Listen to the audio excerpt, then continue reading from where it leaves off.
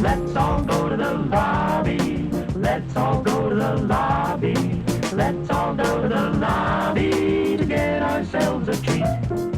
Delicious things to eat. The popcorn can't be beat. The sparkling drinks are just dandy.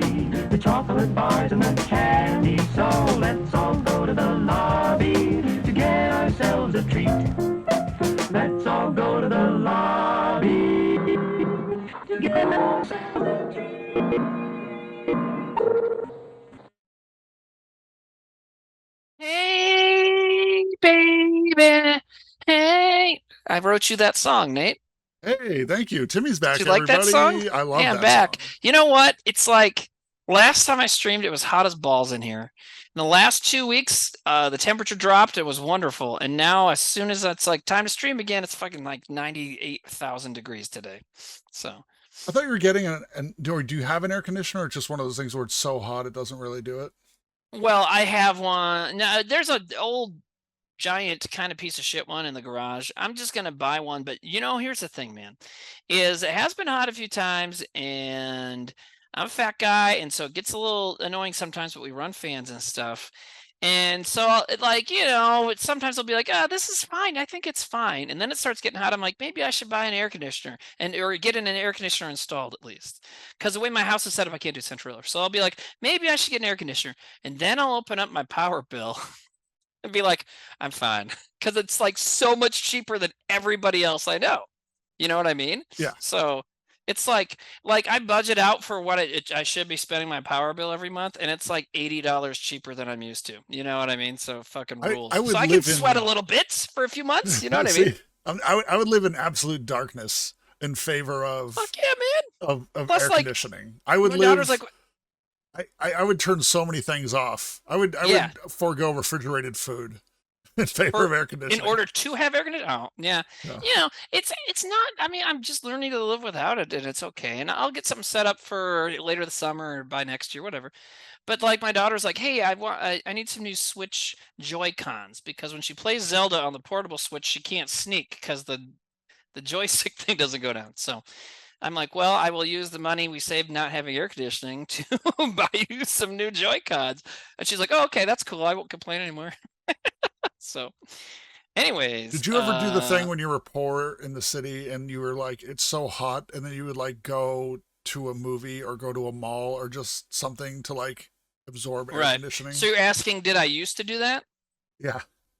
I fucking did that today. I just told you before we got on stream. Yeah. Oh, my that's kid were why? like, let's go see. Yeah. I thought you were like, let's go see. We wanted to see Indiana Jones, but also it's like we weren't going to go today because she had some other stuff, but she's feeling under the weather.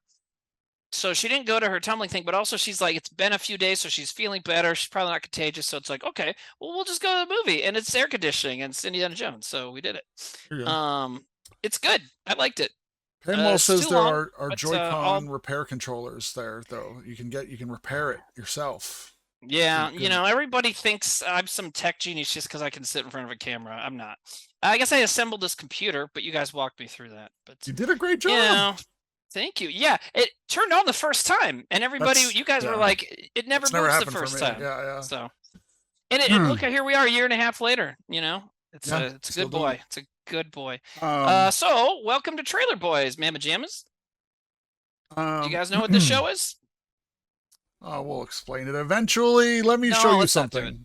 Yes, you gotta show me some things. You have a few things you want to show me. I'm always giving Timmy shit for having physical media. Because he loves corporations and hates independence. Go ahead.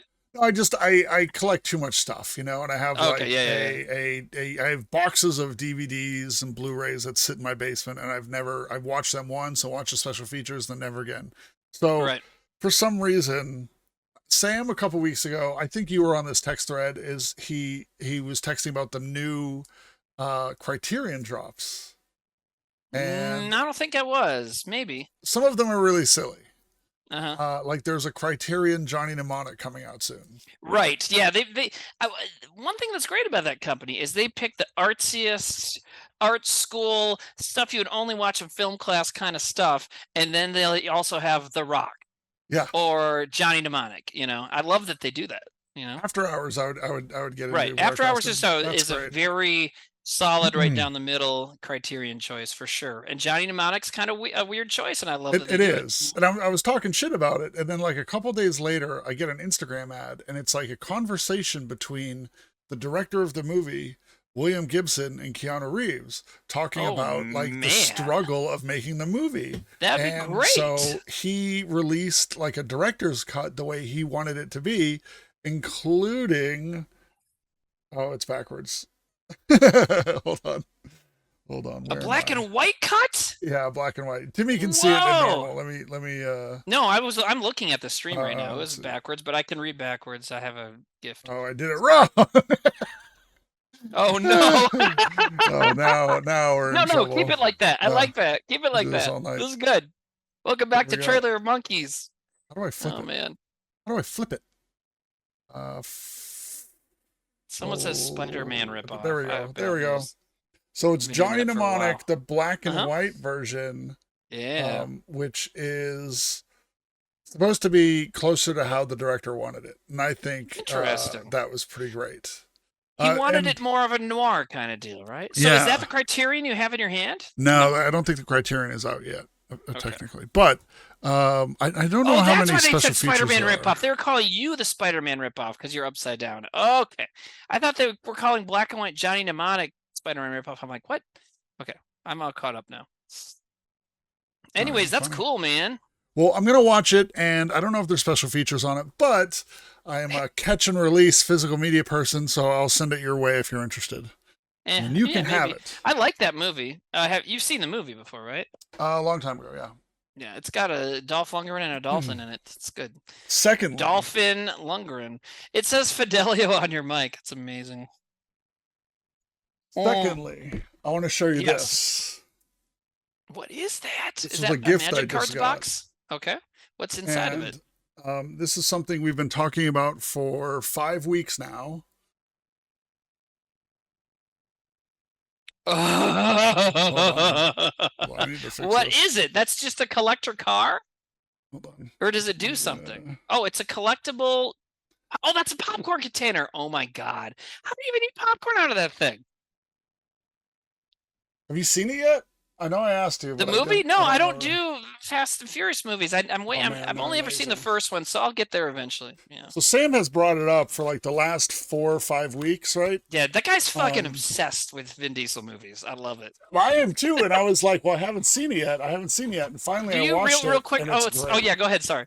It's amazing. Finally you watched it. And you bought that at the theater. No, this was a gift. My friends know that they know who you are. Yeah. And this is a commemorative popcorn holder, which is silly because these popcorn holders are big and hot for movies. They're a thing, but like that. See, this is show us the inside, Nate. Where does the popcorn? So you eat it, but what if it goes? Okay, you can't so really you reach in the middle. But what if it goes down under where the engine is? You got to fucking reach for it and maybe cut your hand on the plastic. No, exactly. It's a very poor. There's nothing on the inside that would make it look like it's for popcorn. It's really just a fleshlight? No, Just Lou. That'd be a terrible fleshlight because you're gonna hurt your dick on the sharp plastic edges. Unless that's part of your kink. Maybe some people are into that though. Yeah, exactly. Yeah, I was gonna say maybe some people like it. So all the other popcorn containers I've seen, I've been like the head of Optimus Prime or Captain America's shield or something that like makes sense to hold things. This is the worst one, which is why it's terrible. I think why would it's you the do best. that? I love it. Yeah, exactly. Much. It's amazing. Dude, you know what? And you love it, and I love them too. Ill-advised ideas that make it through all the marketing, all the suits, all the bullshit, and actually it comes out just as, it feels like with something like that, it comes out just as silly and ill-advised as when it was first thought of, and nobody messed with it because enough idiots thought it was a good idea. And so now we get to be gifted with it and we get laughs out of it. You know what I mean? Yeah, it's great. I love it. I love it. So yes, Mythic Dom is Vin Diesel. Yes. Circus Peanut says you removed it from the original packaging. Yeah, but it was already. It's not really sealed. I could easily slide it back in. Diet Aubrey Plaza says, did Barbarian have a baby bottle popcorn holder? No, but the critics were sent I think it was a water container, like a thermos, with a bottle with a hairy with a bottle nipple top with hairs on it that said Barbarian on the side. So, which I would love to have one of those. Zach, if you're watching, I know you watch this. You can get it autographed. Timmy can have the only autographed one. I know him. Oh man, I would love to get Zach's autograph. I honestly, when I think about it, I don't think I have anything signed by anybody here. Like, I don't know if I have any of Trevor's handwriting. I probably have Trevor's handwriting on something somewhere, you know? In case I ever want to clone him. That's not how that works. But, and for people that, like it when I bring on my, what's it called? Beef picking? When I bring up my stash of physical media, Blu-rays and stuff. There's nothing new yet. One of the best labels for putting out weird shit in beautiful boxes, great transfers, new special features is Vinegar Syndrome. And their two big sales every year are Black Friday and halfway to Black Friday, which is Memorial Day, so a month ago. And I ordered some stuff then. And the thing is they're a small company. It's still in the mail. So, you know, they only got it put in the mail like a week ago. So I'll have stuff for next time. That's how they get you. Yeah, but I don't care. The thing is, man, like, do I need my copy of Mutant Hunt or Blood Beat or Rock and Roll Zombie Apocalypse or whatever the fuck it was? Do I need any of those, like, urgently? No. I love that you're just voguing with your... Have you watched everything you own, though, too? You probably have shit to watch. So I'm so close, man. So here's the thing. So I got this app that Blu-ray.com makes, and... it's just you just list everything you buy, and then you check it off when you're you can also check off when you can check owned, but you can also check owned and watched, because they know that Blu-ray collectors like don't watch their shit. And so I have individual titles. I was at 320, but then when I tried to watch the copy of Slipstream Sam gave me, and we figure it was actually like some shitty bootleg, it didn't work. So now I'm at 319. But anyway, so of those titles, I have 5 left to watch, and then I have 5 new movies coming, so I'll be at 10. But those also, each title, some of them can be box sets. So I actually have individual movies still to watch. I got 13, and then the new ones that show up. So it's still under 20, which is probably way less than some collectors out there. You know what I mean? Yeah. Some people don't even take their shit out of the plastic, you know, which to that me, would it's be like, me. I know, but the thing is like, a lot of the time I buy stuff like the Vinegar Syndrome sale. I only bought movies that were going to have the slipcover, because, you know, sometimes they run out. So I want the cool slipcovers, but I'm still going to watch it. You know what I mean? Like I watch, it's fun to watch the movies. And some of the movies I haven't watched are Christmas horror movies. And I'm like, I'm going to watch them this month for Christmas in July, you know? Yeah, it makes sense. I mean, my problem is I like the collecting aspect of it more than the watching. Oh, see, I like, for me, I feel like I have a healthy, non-super weird angle on it where I have a lot, but it's because I want to have them to watch, you know? Yeah. Get that. So, but I'm going to send you a bunch of DVDs and books you probably already have. But no, I don't want a bunch of horse shit. I want to be able to pick what I get, you know what I mean? But like when Sam sent Slipstream, that was an amazing gift. Even though the disc doesn't work, it's still great because I have it, and it's, you know, it's a whatever, you know. It's like an artifact at this point. Yeah, totally, man. You know, it was really weird. I was texting you guys like, dude, this disc is not working. And like, I tried it in every region because I have a region-free Blu-ray player, which means you can switch the regions on it. So it's like, doesn't work for American region, doesn't work for Europe, doesn't work for Africa. It's just not going to work, I guess, you know, but. Yeah, I think something like that, even if it doesn't work, it's still like a nice piece in your collection. It's great. It's fun to have it. Yeah, sure. I had the XXX. Is Miss March in your DVD. collection, Timmy? No. I mostly get movies. I mostly want to get movies I want to watch. Do you have the Whitest Kids TV show DVDs? One of them. I think I have season 1. By the way, anybody, because you see people get hoodwinked into this shit sometimes. If you find like the full 5-season DVD of Whitest Kids on eBay, it's fake. Don't buy anything that purports to be the full season. All we've put out physical media for now is seasons 1, 2, and 3. So, you know, maybe someday that'll change. I'm certainly a vocal supporter of it changing, but you know, we do want to get it like out streaming the whole show sometime, which hopefully we can do that sometime. But I would love to also get involved with a company that could put it out physical, but we'll see. I mean, because I get all these box sets and shit. Like, how cool would it be to get like a Whitest Kids box set with new art and stuff on it? It'd be great. Yeah, Shit, it's like man, the Beatles re-release their whole catalog every other year to like, hey, we got some old art here. Yeah. You can just keep putting out different versions of it. What's funny is the Indiana Jones movie, because it takes place in the 60s. So one of the first scenes he's listening to, like, there's a Beatles song playing, and I'm like, man, that's this movie just being like, look how fucking much money we have. We bought a Beatles song for them, because it's like super expensive to do that. Yeah. I would love it if he was like listening to the Beatles and he was like, nope, not for me. And then I don't want to spoil anything about the movie, but that is what happens. Well, it's not like he's not listening to it. Somebody's playing it nearby, and he tells them to turn it down because he's like fucking. He's an old man. Yeah. What's funny is like it's Indiana Jones, but you think about it.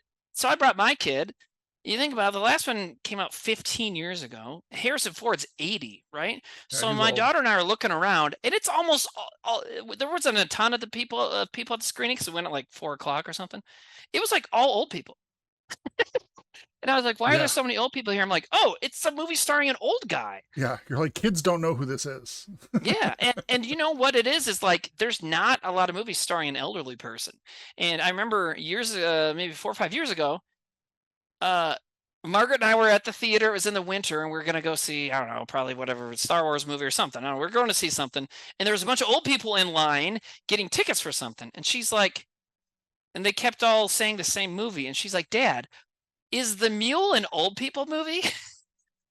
Mule. And I was like, it's a Clint Eastwood movie. Oh, yeah. So right, I was like, well, I don't know, but I mean, it stars a really old guy. So I think, old people are like, oh, finally an old movie, an old person movie. Yeah. I mean, you especially don't see like action adventure movies with elderly people. World's Worst Boy says, what about 80 for Brady, Timmy? Yeah, but Indiana Jones is on a slightly different level. A better level. Out there. Well, it's a little bit bigger of a movie. Yeah, definitely. Okay, so this is Trailer Boys, idiots. And strong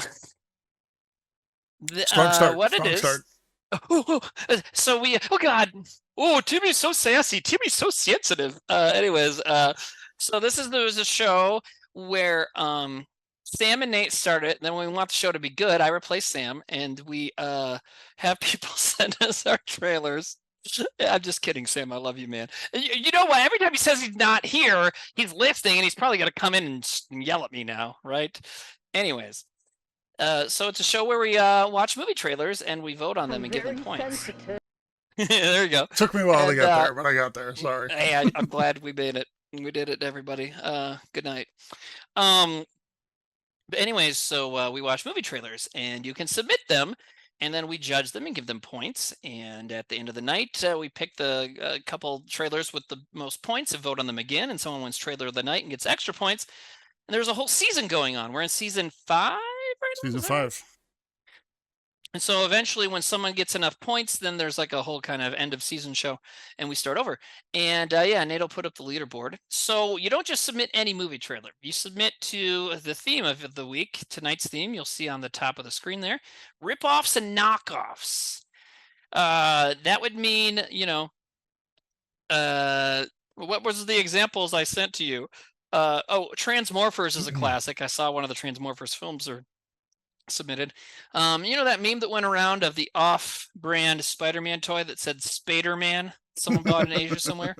Yeah. It's like the movie versions of that. You know what I mean? That's what we're looking for. The example I gave was Anna Nicole Smith was in a movie called Skyscraper, which I loved. Yes. Skyscraper is almost identical to Die Hard, but it's a great movie. I really enjoyed it. Which led us into the conversation of, one of my favorite movie writers, Outlaw Vern, who, not movie writers, but movie review guys, he loves those kind of movies, and so Die Hard on a blank is like a whole genre. So stuff like that, definitely. So anyways, you submit those, and you do it right there to the link at the top, miseryloves.us, and we watch them and we grade them. So the hosts for tonight are Nate and I. We grade them, but you guys grade them too. So Nate, will you tell them how they vote? So you get to choose yes or no. You don't have like a bank of points, so you can vote however many you want. It's fine. And you can vote.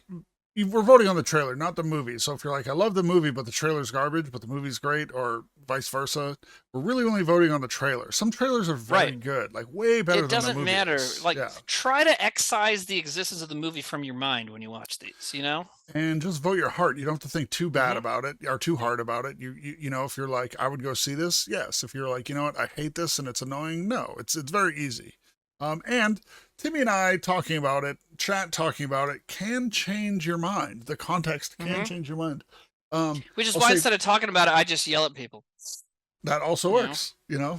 I try and keep things clear. If chat gives it less than 25% of a yes, that gets 0 points. If they go 25 to 50% yes, that's 1 point. 50 to 75 is 2 points. Over 75 is 3 points. 100% votes, which has happened only twice, that person gets 4 points. Timmy and I are each allowed to give it 0, 1, or 2 points. Rarely, if we both love something, we can unite the seal. You can join the medallion, Wonder Twins it up, and give it a bonus point. So the most possible points anybody could get for a perfect trailer would be 10? No. I think so, yeah. I just farted, excuse me. I'm very sweaty right now. Yeah, something like that. I saw a funny comment. Voodoo Cowboy says, just go with your heart, especially if the vote is 100% and you feel contrarian. Yeah, that's the thing is there is a push to make it 95% and above to get 4 points, because there are people that just want to be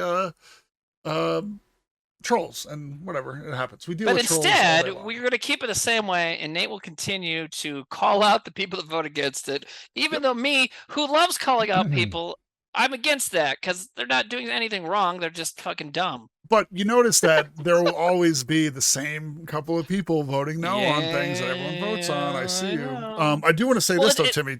Check this. Yo, sorry, baby. Did I cut you out? You can. No, go for it. Go for it. No. I don't even know. Go for it. So Flange has been winning the season, even though Flange has taken a couple weeks off of submitting. I don't know if he's got anything this one, but Flange was winning at 50 points. Silent Alley has caught up and also put down 50 points here, apparently. So Silent Alley is above Flange. Yeah.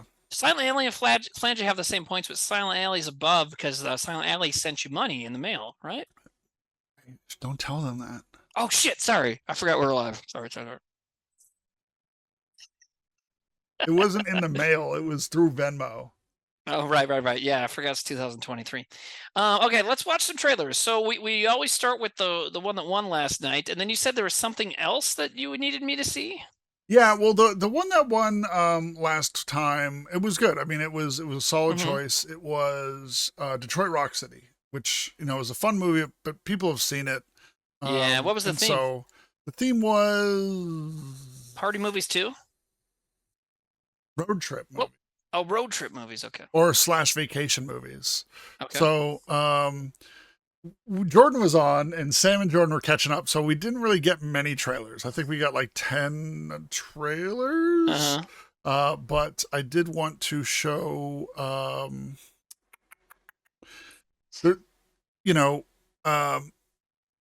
this is a trailer that I thought was cool, and I wanted you to see this. You know, Detroit Rock City, great movie. It won. Sure, I don't need to see the trailer for that. Yeah, exactly. You know? So I want to show you this trailer though, because I find it to be a very interesting trailer, because I wasn't into it, and I was like, "This is garbage," and then it turned for me. So I want to see. Oh, I shouldn't have said that before you watched it, but anyway, it's not in English, so there's no subtitles. Just to let you know. Boo. Just kidding. All right. Poo. Damn it. ねえねえ、この赤ちゃんの名前を発表します。プープー。Oh, Nate, I speak Japanese. Can you interpret for us? I don't. She was like 2 girls. 1, 2. With 1, 2. Shut up! I'm watching this. すずが青色を好きなわけ。はあ、巣に触るな。これは赤が入るから。Dude, sometimes I'm just kidding, Nate. You didn't have to shut up. Sometimes Japan is just they're just so much better at being weird than we are. Yeah. Hi. Yeah, I don't think there's been enough like long-term studies on like the effects of nuclear bomb exposure to culture. Oh. But I mean, was this what's his name? Takashi Miike? It feels like that, but I don't think it is. Well, that's the thing. That's just kind of how they do shit. And who's that guy? That guy in the roller coaster looks familiar. Yeah. Anyways, I could see. So this didn't win, huh? No. Wait, was it directed by Ken Watanabe? I think there's another Ken Watanabe. Oh, okay. I don't think it's the same one as the actor. Wouldn't that be funny? You know what I've always wanted to see? Like Ken Watanabe did a Japanese remake of Unforgiven, where he played Clint Eastwood's character. I've always wanted to see that. Really? It probably rules. I mean, it's probably good. I like Ken Watanabe. What I found out too is that there's a guy that's always. I was like, that guy is always in Ken Watanabe's movies, and then I like looked up this guy, and it's always like a bit player, and it's like he started out as his interpreter, and then was like his assistant, and then became like produces some of his. When Ken came to America, this guy was doing his interpreting. Is that what you're saying? I think so.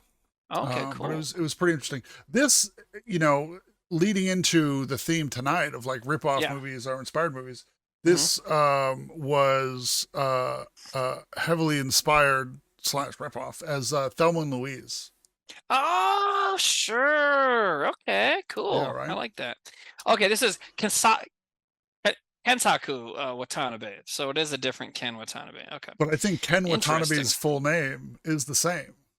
Is it really? Yeah, that's the thing. It's interesting. Yeah. We don't have any. Do we have any coming soons tonight? Coming attractions? Do. We can. You do? Okay. Right. Let's You're get to interested? it. So yeah. Well, I just I like to go. No, his name is just Ken Watanabe is what I'm seeing. Really? Yeah. Anyways, interesting stuff. What's up? Let's do it. Let me push a button this way.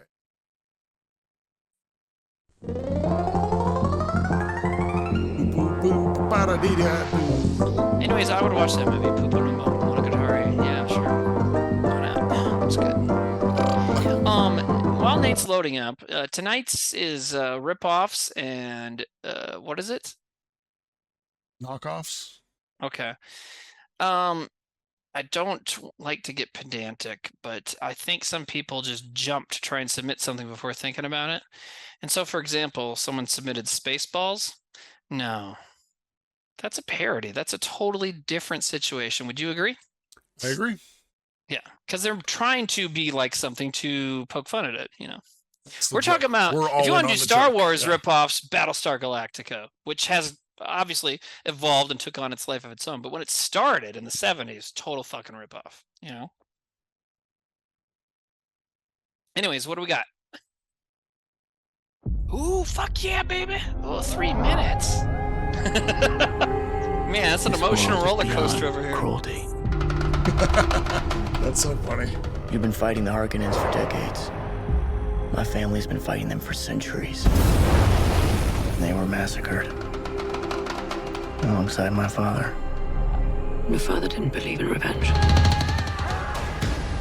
We believe in Fremen. Let me fight beside you. Reload! Nate, I forget how much of a Dune person you are. You read the books? Yeah. Yeah, right? Okay. Yeah, I'm so psyched. I really hope they get far, like past the first couple books, don't you? I think this will be just the first. This is the end of book 1, yeah. But so I'm saying this is just the second part of book 1, which is cool because the first Dune book is basically split.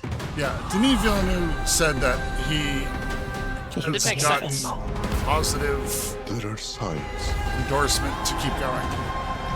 That'd be so great, man. Because Really- I mean, I really wanna especially do the after three. book 3, things get after book 3, things get fucking crazy, and I would love to see Book 5 got Emperor of Doom adapted, but only because I like chaos. I gain it. It would be crazy to see that movie in theaters. Johnny, Anyways. Do you believe in me? But just like what she said at the beginning there is, your father alive. didn't believe in revenge. Like, just knowing Paul's path through the first couple Doom books. Christopher is like, Walken's in this. Is he the Emperor? Who's he? With this Yes! He's the Padisha Emperor, right? That must be it. Oh, what's this guy's name? Rabin? That's Rabin? the guy that was played by Sting in the 80s. Fade Al Ratha, right? Fade, yeah. Was a weak man. He must be the British Emperor. What a perfect fucking. Because Dune is so like written so weird and awesome. Like Christopher Walken's cadence is perfect. You know what I mean? This trailer's way too fucking long. But I will love you as long as I breathe. This prophecy is how they enslave us! oh, and Flopew is the Empress. I don't care what you believe. I believe.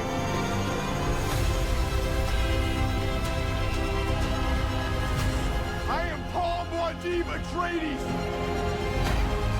Duke of Arrakis.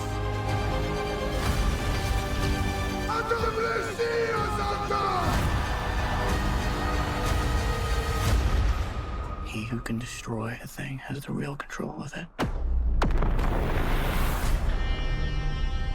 I do think fucking Timothée chills! I got the Timothée goosebumps! Chalamet, yeah, man, he's got that. Chalamet has the right stuff to play Paul, where it's like you're not always gonna like him, but you like him. Yeah. He's a protagonist. You like him, but especially as the series goes on, it's like sometimes Paul's choices are like, ooh, I don't know. I'm surprised they haven't put in is the sister. Yeah. Well, that's She's probably a something they're major saving. character. Yeah. Yeah, but they don't want to. They also see that shit's fucking weird though. It's they don't want to, they don't want to like freak people out too much, Saprobate is correct there. Yeah. I loved her in she was great, the sister character in the movie, but like in the sci-fi miniseries was really good too. Big fan. Yeah, I thought the sci-fi Florence Pugh miniseries was going to be not the sister, and bad. I was like, interesting. No, But she's definitely the not. what's her name, Emperor, who becomes Empress, but she becomes a character. Yeah, in the second book, she's more of a character. But anyways, I'm gonna so go check on my kid real quick. Are you playing another coming attractions or what? Yeah. Because we're like, oh yeah, we should try not to get too off track, but we're already at 8:44, so All right. we should- You want to? I'll play this one, and Yeah, can you go, play that one. What is it? Well, I'll just want to see what it is, and then I'll go get up and help my kid real quick, make sure You she's. may have already seen it. Oh, okay. I think I've seen this one. I'll be right back. Hi, this is Mike. I was just calling to see if that job that you offered was still available. Yes. The security. We watched this one, I chat. will take anything. This place was huge in the 80s with the kids. They shut it Heck down is years ago. LOL The owner's in just not ready to let it go yet. the Barons and you will chat. sleep. Is that what it is? Give me your hand.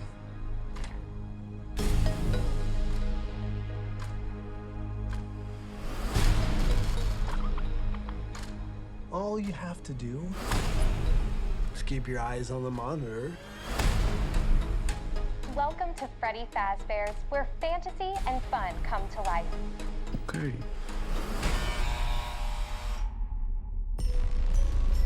Ooh, Halloween movie. You must be new security guard. Can I help you, officer? Have you met them yet? Met who? Them.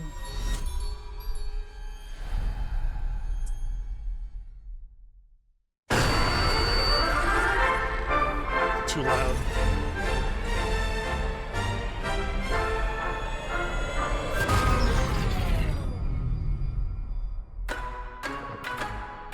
In the Yeah, 80s, I'm kids pretty were sure we watched this last time, but no, The no, police searched we Freddy's didn't. top to Is that the bottom. I just saw from tweets You? about it.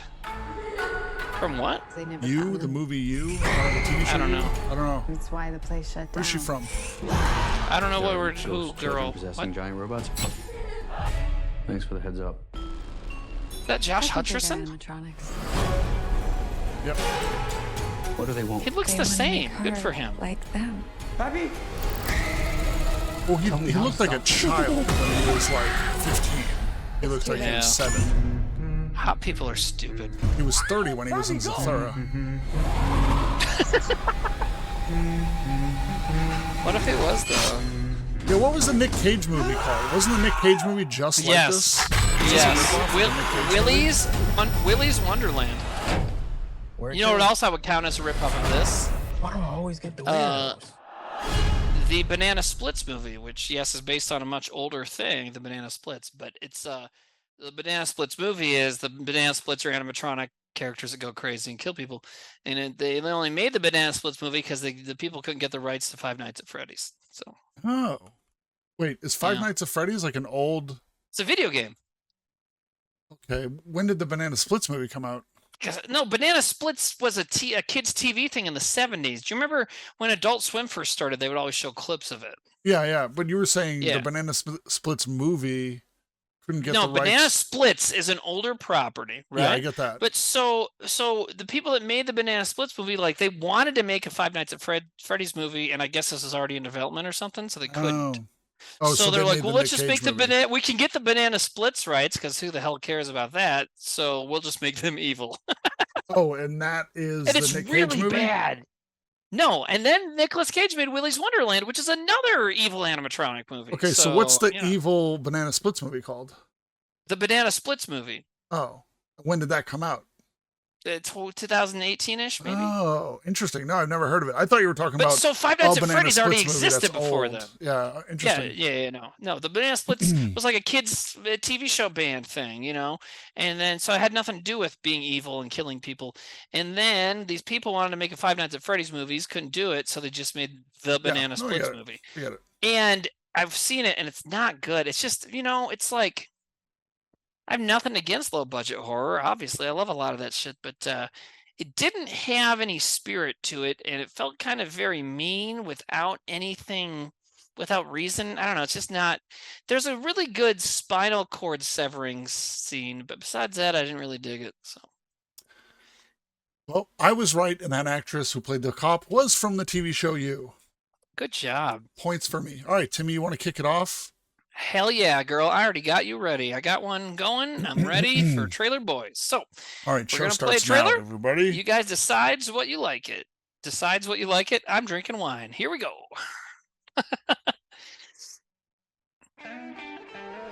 The Asylum. We're going to have to talk about that. Just let me pay you. You know about them, right? That was Jose. You think you found your girl?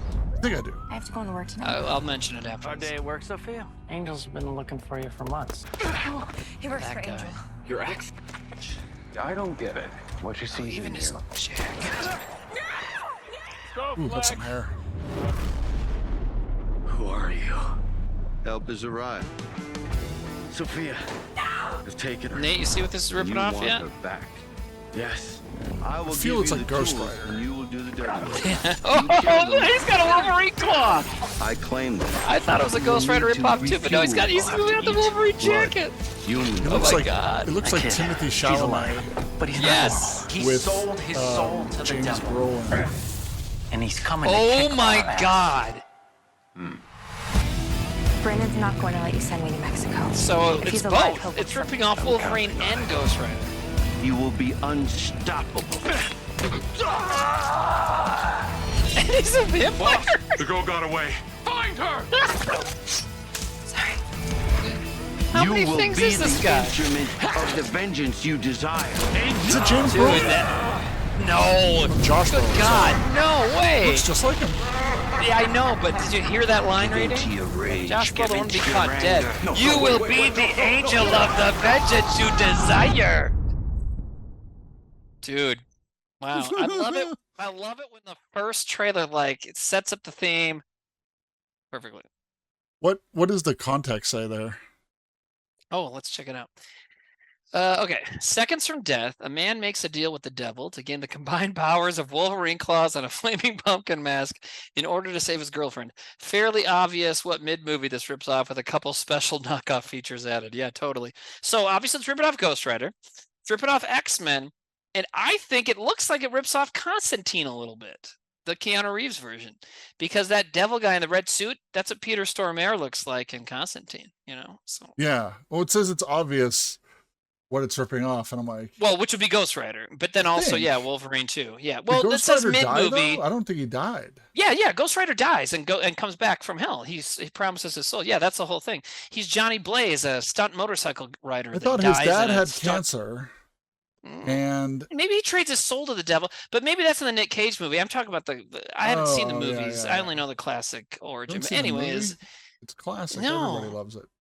I got other weird bullshit to watch that's weirder and bullshitter. Anyways, so that movie I think nailed the theme. I wasn't around when you guys came up with a theme, but I mean, yes, right? That's exactly what we're talking about. Yeah. Yeah. Easy. And so the Asylum, I have a feeling, whether a lot of the submitters know it or not, we're probably going to see that logo, the Asylum, a lot tonight. Because the Asylum is a production company that their primary function, like the reason some dudes put money into it in the first place, is to release straight-to-video movies that are a lot like a big blockbuster movie coming out around the same time. And so they embrace it. People started calling them mockbusters, and they're like, yeah, that's what we are. So that's what they do, man. Like, okay, so for when like the Robert Downey Jr. Sherlock Holmes movie came out, they put out a movie called The Adventures of Sherlock Holmes, and it was actually a really crazy movie where Sherlock Holmes fights a robot dinosaur or something, so it's a lot of stuff like that. They did Transmorphers. That's the Asylum, so that's their thing. Anyways, that trailer was great. I think it's 2 points right off the top for me, man. Yeah. I'm also going to say 2 points. It was great. Not hard for me because it was fun. Right. It was so silly. It was so silly. And like, that's a movie, a lot of these things I'm like, whatever, and also, look at these movies that are listed here. Do you still have the Watch Together pulled up? Yes. And that's probably mostly the Asylum. Oh my God. I'm telling you. Top Gunner. I hope, all right. So, anyone in chat, I'm going to put my fingers on some scales here. Anyone in chat right now, if you're like, you know what, I couldn't really fall. I couldn't really fall. I'm just my brain. I couldn't really find something to pick. Right here, this is called Moon Crash. I will definitely watch. I don't know if anyone submitted Moon Crash yet, but dude, as okay, you don't have this one on your screen, but mine had Transmorphers Mech Beasts. Okay, so that's obviously supposed to be the news Transformers. But the best part is above the word Transmorphers, it says Tom Arnold. That just makes him better. Tom Arnold is in it. What? So someone submit that, and I'll mail you $1. But dude, okay, 2 points from me, 2 points from you. 4 points from us. Chat wasn't as on board as we were, which is kind of interesting. No, but they're dumb and we're smart. So that is true. Chat is stupid. Anyways, Dark Bastard. Tom Arnold has a credit before the title. Yes, but that is less of a merit to Tom Arnold and more of an indication of how fucking low budget and bullshit that movie is. They're like, we got to put Tom Arnold's name on front in order to sell this thing. Who is going to get those 6 points? Guy Incognito says, we are smart enough not to fall for movies made bad on purpose. I wouldn't go so far to say the Asylum makes movies bad on purpose. In fact, I have heard that, when Abe Lincoln Vampire Hunter came out, they did Abe Lincoln Zombie Hunter, and I've heard that's actually a better movie from like multiple people. So, And if you're going to make a movie bad on purpose, I mean, the problem when someone makes a movie bad on purpose is like the Sharknado movies, because every 3 seconds someone turns the camera like, isn't this movie bad on purpose? Yeah. Like I really enjoy Whereas when that a movie looked like it took itself. Sorry, what? Sorry. No, I'm just saying I really love when people make a movie in earnest and it is kind of like schlocky. That's what that looked like. They're trying to make a movie, I like it that if Asylum's like, we're going to make a movie that's just as good as, and sure enough, like, here's the thing is the bar is low. Transformers was not a great movie. No, Transmorphers is probably better. Ghost Rider also not. We just watched Ghost Rider this week. Not a great movie. And they're just making movies. They're like, hey, we can do something similar, and we'll make a few bucks off it because, their whole plan is for people who don't have very much media literacy, which means nobody watching the show or us, people who are not part of our kind of world. And there are people out there who just don't fucking know about movies and what movies are coming out, huh? Grandmas.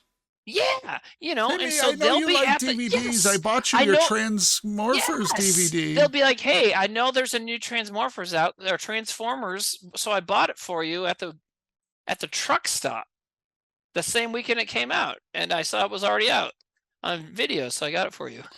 They don't know. So anyways, that's 6 points. Who gets them? That is for Abby Sally. Oh, Abby Sally kicking it off. I know that you and Abby Sally have a thing, but I want her to know that I respect her, Just keep trying to ban her, but nobody will let me ban her. No, ban her. She's great. Anyways, you got one? You must have one ready. Yep, I'm ready. You ready? Yeah, baby. Oh, man. Ooh, it's a green R-rated trailer. Yeah, that's telling you what the film's rated. It's red band if the trailer itself has R-rated material in it. Lies a wasteland. Ooh, it is quiet. Ruled by evil. Ruled by With evil. a hope for good. Oh my God, it's David Carradine. A time for heroes. We stand together. We can beat the son of a bitch. Dude, if you have a swear word in your scene for the trailer, but you don't want them to hear the swear word, put an explosion on it.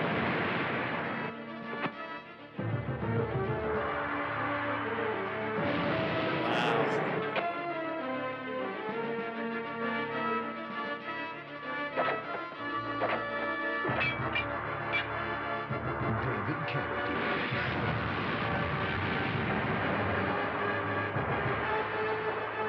Doom Warriors. Horrible, ruthless, and our only hope. There's Doom a guy. Warrior. There's a guy credited there, Luke Askew. That's not his real name. He just was ashamed of this, right? Gotta be. Okay, so that obviously rips off Mad Max, but clearly a little bit of Dune too. So right there. I didn't see as much Dune though. Maybe at the very end. I didn't think so either. Yeah. But that last shot is what I thought. Okay, so. But it's funny too. This is Mythic 1990. says he seemed really Mythic says he seemed really relaxed in that movie. He just got done choking and jerking, baby. Where do you think this is? Where do you think 1990 is as far as like David Carradine, like popularity and strength? Done. Fucking he's done, man. He's like I taking think, whatever. and then Quentin brought him back. Quentin Tarantino brought him back for the Kill Bills and kind of gave him the notoriety again. Okay. Because he did Kung Fu in the 70s and early 80s, and then he did, he top-lined some movies around that time. But, so he was at the bottom. Funny. I think so. 1990. I mean, maybe not the total bottom, but probably bottoming out. And then, in the mid 90s, they brought back Kung Fu. But it was about Kane's son, and I don't even know if David Carradine was in it, So Flanger puts it in perspective. He's a couple years away from selling garden hoses on TV in this. Okay, well, perfect. Exactly what we're talking about. Then, all right, so we're right on point. He's maybe not at bottom, but he can when he put wherever he was in 1990, he could put his shovel down and touch bottom. Yeah. So I'm wondering. So I asked because it's I wonder his thought going into this was I need anything or this could be a good movie. But I feel we've answered the question. Yeah, maybe. I don't know. He's Dark Bastard says he was already doing mainly Corman movies by late 70s, early 80s. Well, you're a little mistaken there. He did the Corman movies and he had a very quick rise and fall, So he did Corman movies, Kung Fu TV show, a couple other movies, Dune Warriors, and then Kill Bill, and then jerked off to death in a closet. So he got in there when life said David Carradine, you're up. He got in there, and got in, got out. Who said that? Who made a mistake? I don't think they're making a mistake, but Dark Bastard, I'm just Dark Bastard, basically Dark Bastard, yeah. So, but why are my buttons not working? Lydia Patootie says David Carradine died doing what he loves. Oh, I was trying to be funny and hit a button, but it didn't work. Oh, didn't work. That's okay. So I'm going to say 2 points again. You're a bad person. Wine... You're a bad person. This wine is good. Who did I say that to? What's that? I probably said it to you. Yeah, you probably said it to me. So that's who I always call a bad person. Because you are. Just kidding. Wow, I'm finishing off the wine, I guess. All right, so chat just barely eked that out with 2 points at 51%. I give it a 2. Really? It did have explosions in it. Well, okay, we're probably going to see a lot of explosions, buddy. I know, I'm not that easy. I'm kidding. What I liked is when David Carradine's like, "You son of a," and instead of bitch, they just cut over it with it. Like he still said it. Yeah. What'd you say? I didn't say anything. Oh, do it again. 2 points from the slut boy. I love that. That's good. That's my favorite one you've made of me. Okay, so when he says son of a bitch, and instead of cutting away, they just like put an explosion over it so you can't hear bitch. Because in 1990, maybe you couldn't put that in a trailer. I don't know. Yeah, it makes sense. Yeah, but that's put it over the top for me because I like shit like that. It's funny. Anyways, 2 points from me, 1 point from you. Yeah, I'm gonna give it 1 point. It just didn't barely have 2 from chat. Yeah, barely 2 from chat. That's so 5 points. Oh, here we go. Yeah. World's Worst Boy. It's ripping off Mad Max and Dune. Yeah. Who did the points go to? World's Worst Boy. Oh, that's what you meant. Okay, sorry. Okay, next trailer. We have watched this before, I think, but it definitely fits for this thing. Interesting. Hey, Vinegar Syndrome. But this is supposed to be a theatrical trailer. A sinister secret lay hidden behind these walls. I don't want to have to remind you a second time. Just stay clear of the area. Good audio. But there is something wonderful transfer. mysterious This is about Vinegar this Syndrome, baby. They place take that draws garbage and him make it look closer to amazing. the truth. No, I mean like the door sounds great. The guy's dialogue in the empty hallway was very bad. Stop whatever you're doing! I don't think they can fix that. And tonight, that secret is going to come out. A lot of this trailer is taking place inside this vault. The Hobgoblins are back. We're too late! And they're looking to party. Cardboard! I recognize it anywhere! Wow. What? Stop breathing all over me! You must be happy to see him. No one is safe from these cagey critters. These creatures have a power. They can tap into your brain and sense the things that you really want to do. What's wrong with that?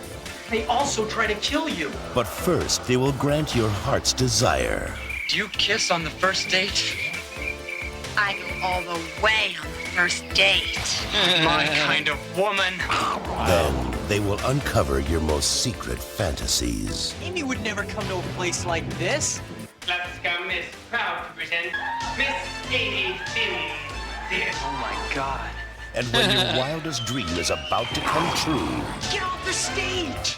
these gruesome gremlins turn it into a nightmare. What's going on here? Just a problem involving some small predators, sir. We need to stage a diversion. And I have just what you need. Because getting everything you want can be hazardous to your health. War isn't pretty. Hobgoblins, they'll make you party. In a rally crowd tonight. Till you drop dead. Wow. And so if I'm right, that is a sequel to Hobgoblin, I think. Really? I think so. Because they said Hobgoblins are back. Oh. But I believe that's true. Anyways, okay, so it is. That looks dumb. Been great. I mean, I think that trailer was pretty good. But so obviously they're trying to rip off Gremlins. But you know, Gremlins, is that one of the most ripped off movies? Besides Die Hard, Gremlins must be up there, right? I don't think so. I mean, think about it, man. Critters. Yeah. Critters, Munchies, Ghoulies, Troll and Troll 2, probably. Troll and Troll 2, really? You think? I would say along the lines. Oh no, well, maybe Leprechaun, but no, Leprechaun came out after Troll, I think. Anyways, I would say they're maybe along the same lines. What was that? Okay, and then we watched one that was like a romantic comedy with like a gremlin thing in it, a trailer once on the show. But anyways, there's like 5 or 6 off the top of my head that we know about, right? Sure. And then there's all this bullshit that no one, I've never heard of stuff that Hobgoblin comes out before this. Oh yeah, yeah. Hobgoblins and yeah, critters, ghoulies, munchies. There's a bunch. Anyways, I think that was good and I liked it. That had a lot of things that I liked, and it kept giving. It was and then like this weird angle of like they grant your deepest desires, and like this girl wants her deepest desires to be a stripper. Yeah, look, no fucking hey. I'm not talking shit on sex workers, but a lot of it, like, there's probably people out there who strip, and that's what they want to do. But I feel like most times strippers are like, I'm doing this because I know I'm hot, I can dance, and I need to earn money. You know what I mean? So it's just funny to me to have it be like someone's ultimate dream. You know? You know what I mean? Like, I'm not trying to shit on. Different yeah, strokes. exactly. But I'm saying I would be surprised if that's very common. You know what I mean? So. Yeah. I thought this was good. Yeah, the movie pitch was definitely Gremlins with boobs. It's such a knockoff. The trailer narrator, this is the context. 1988, it's such a knockoff. The trailer narrator even calls them Gremlins. Great one-liners and Don LaFontaine. Yeah. Oh, Does by it call the way, them Gremlins? I missed that part. It said it. Dude, it called them critters and gremlins in the trailer. Interesting. That's ballsy. Yeah, dude. I love it. But by the way, when Abby Sally, the first one we watched tonight for Headless Horseman, it was good context. And Nate and I always say put context in. She also, Abby Sally, submitted a few movies, and the one we watched, Headless Horseman, she put in there, this is my #1 pick. And so if you submit a few movies, you know, if there's one you really hope we see, do that. You know what I mean? Because we try not to double down and see like 3 movies from one person, you know? Right. We try only watch 1 movie per submitter. So anyways, chat's just about at 3 points on that. Yeah, it's very odd. I'm 2, you're 2. I don't think it's getting 3 points. Chat's not super turned on tonight. As I clicked it live at work. Oh wow! Live at work. 75. Wow. So it already cut off. Sorry. That is 7 points. 7 points for Blunt Emily. All right, which is a great name, by the way. It is a good name. Let me see. Yeah, it's tough because some people that I know some people were saying they were having trouble with it. But other people were like, this is a great theme, and they've been submitting fire. And it's like, whoa, these are 3 things that are fire. And I don't really Abby Sally know. did her homework. Will you sort by name again just to update? There's been some new submissions. Anyways, it's your turn, buddy. But yeah, I'm seeing some people don't get it. Like I see another parody submitted. Not what we're looking for, but there's plenty. There's some fucking good stuff submitted. And the one I mentioned a little bit ago, Transmorph for Mech Beasts, has been submitted. I didn't even know that. So, anyways, there we go. What you got, buddy?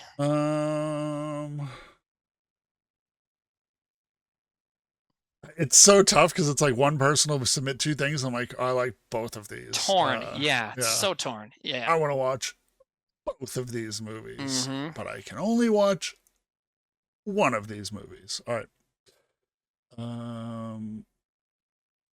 Let's see. One sec. Okay. Oh man, I picked my next one already. That looks good. Okay, go for it. Dude, this is a good theme. Also, this wine is delicious. Do you think that's related? Oh, this is Sam's theme? Sam is good at themes. Metal. Oh, sorry.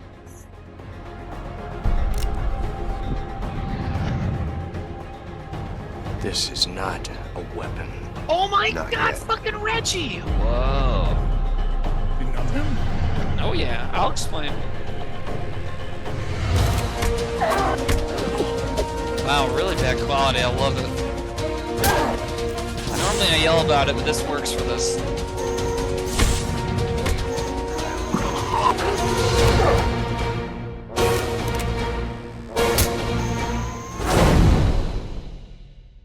Oh my God.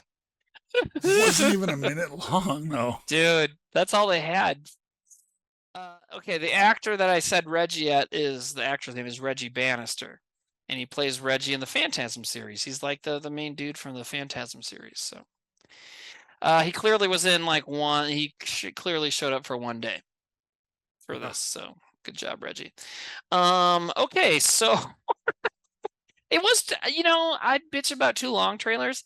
That one felt too short. Too short. I agree. Too short. I'm gonna get, but and the quality. I made a joke about it. I think the quality did make it look funny, but also it made it hard for me to see what's going on sometimes. So I'm gonna give it 1 point and remind people once again from the other. We said, hey, put in context. That kind of stuff. Also, watch your trailer. Also, someone just submitted a trailer without their name. It happens. Do you see that? I know, but just make sure you do that too, so we can give you points, kids. Anyways, I'm gonna give that one. Also, like the link is bad too. That's somebody who's trolling. That's somebody being a troll. Yeah, but like they actually give it like a real, context. Anyways, go for it. Sorry. Here, hold on. Let me fix it. Oops. So the person says in this Iron Man ripoff, but this is an Iron Man ripoff, but this Iron Man, Metal Man doesn't even fly. It's hilariously bad. P.S. This is the only trailer I could find of it. Oh wow. Yeah. So it does suck. I wonder if it actually got made. Sometimes you don't know. Well, it's funny because the YouTube account was called like Abandoned Movies. So it's possible that this never got made. Dark Bastard asks, was it me? We can't tell because there's no name. Like we don't know who it was. That's a problem. Anyways. See, now more people are doing it. Tesla Glass says it has a trailer. That doesn't mean the movie got made. It might be a fake trailer, which we don't really allow or like, but also sometimes when people are trying to fund a movie, they'll make a trailer, or they'll make a film, but don't have anybody to release or distribute it, so they'll make a trailer, But then, so sometimes you'll see a trailer for something, and it turns out it never came out, So Speedpunk says the whole movie is on YouTube for free. Yeah. Wow. So it does exist. It's on YouTube for free. Well, I'm not watching it, but it looks like this is only getting 1 point in chat. Okay, I gets one for me. The trailer could have been better. And a little bit longer. I honestly I think the quality is a strike, and I don't think the trailer the only thing that I think is funny about this is like the concept of it being like it fucking hits the concept. Yeah, for sure. But the trailer wasn't great. It was bad quality. It was 50 seconds. So I'm gonna not give it any points. Wow, so only 2 points. For who? 2 points for Speedpunk 1996. Sorry, Speedpunk. Sorry, buddy. Okay, I got another one lined up that looks fun. Ready? It's from one of the this can lead me into a brief little bit of fun pedantry, whatever. So here we go.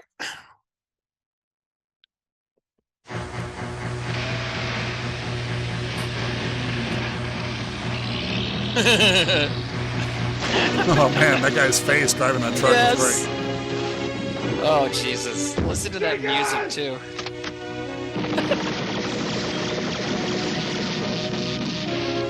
Oh man!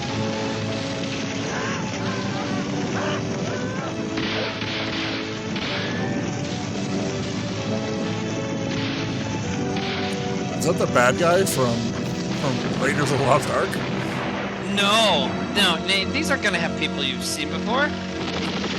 It's a joke. He was dressed like the guy, yeah. It's definitely supposed to be Jean Belloc. Oh, it's sick. That rips off Commando. Nice.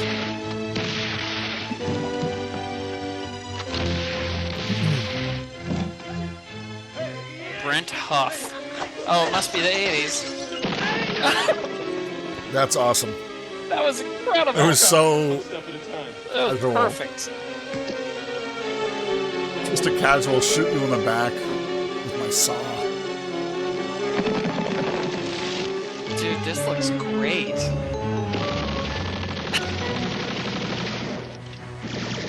Oh, the trailer's a little long, but...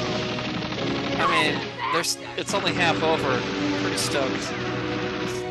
I feel this is a trailer that would work at 50 seconds. Yeah, like you get it. But also we're probably gonna see more really stupid shit, so that's fine too, Wow. Oh, that guy. the one actor who's been in something before, but I don't even know who it is. That was a good jump. I said you smelled like trouble, but this is ridiculous. What? That kind of makes sense. Really. Why are they hiding? Hold on. I just need to back it up real quick. Oh, I hate it when you do this. I know, okay, but look what they're hiding. Look at what this is. What they have for cover. Yeah, nothing. It's like a one wooden stair. Yeah. Oh, it's a bar with like a bamboo thing. Yeah, it's just bamboo. You can see right through it. Good job.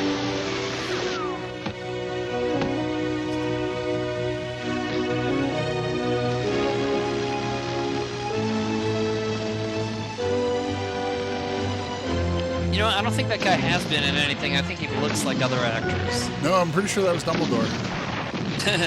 Oh, Richard Harris. You're right. Yeah. It said Richard Harris, and I was like, Did it what? really? And there's, yeah, it did. I was joking. And I thought it was maybe, yeah, and I thought it was another guy named Richard Harris, but you're right. That is Sir Richard Harris. Holy shit, Okay. really? That's funny. Yeah. Trappola Diabolica. So there's Which means context. evil Okay. tapioca pudding. Right. So the context says, aka Trappola Diabolica, this 3-ingredient casserole. Well, they said ingredient casserole because no one believes in editing their own stuff. Is this your pedantry right now? Is that what? No, but I'll get okay. there. This 3-ingredient casserole of a movie blatantly rips off Rambo, Missing in Action, and Raiders of the Lost Ark. Totally. It leaves you with visual indigestion, but it has Dumbledore, Richard Harris. So there's that. Yeah. So when we're talking about, here's my pedantry. So when we're talking, first of all, 2 points for me. That trailer fucking ruled, right? I mean, yeah. Am I alone there? Okay. That was fantastic. Okay, so when we're talking about ripoffs and knockoffs, Italy has like turned ripping off movies into like its own cottage industry. Yeah. They're just incredible at it. So when the movie Django, which is one of the most famous spaghetti westerns, without Clint Eastwood, when Django came out in the 60s, it was a huge hit in Italy. And so there are like 30 unofficial sequels to Django, which is why Tarantino made Django Unchained. It was a reference to that. And the original Django, Franco Nero was in that movie for a second. But one of my favorite instances of Italy doing ripoff stuff is sort of related to Django. So Django came out in the 60s, and they made tons of unofficial sequels to it. Then by the time the 1980s rolled around, now Italy wanted to make new Rambos like that movie, right? Obviously, they're trying to bank on Rambo. But they also wanted to bring back Django. So the first official Django sequel came out in the 80s called Django Strikes Again, and it's still a Western, right? Takes place in the 1880s or whatever. But in it, Django comes out of retirement. He's living at a monastery or something.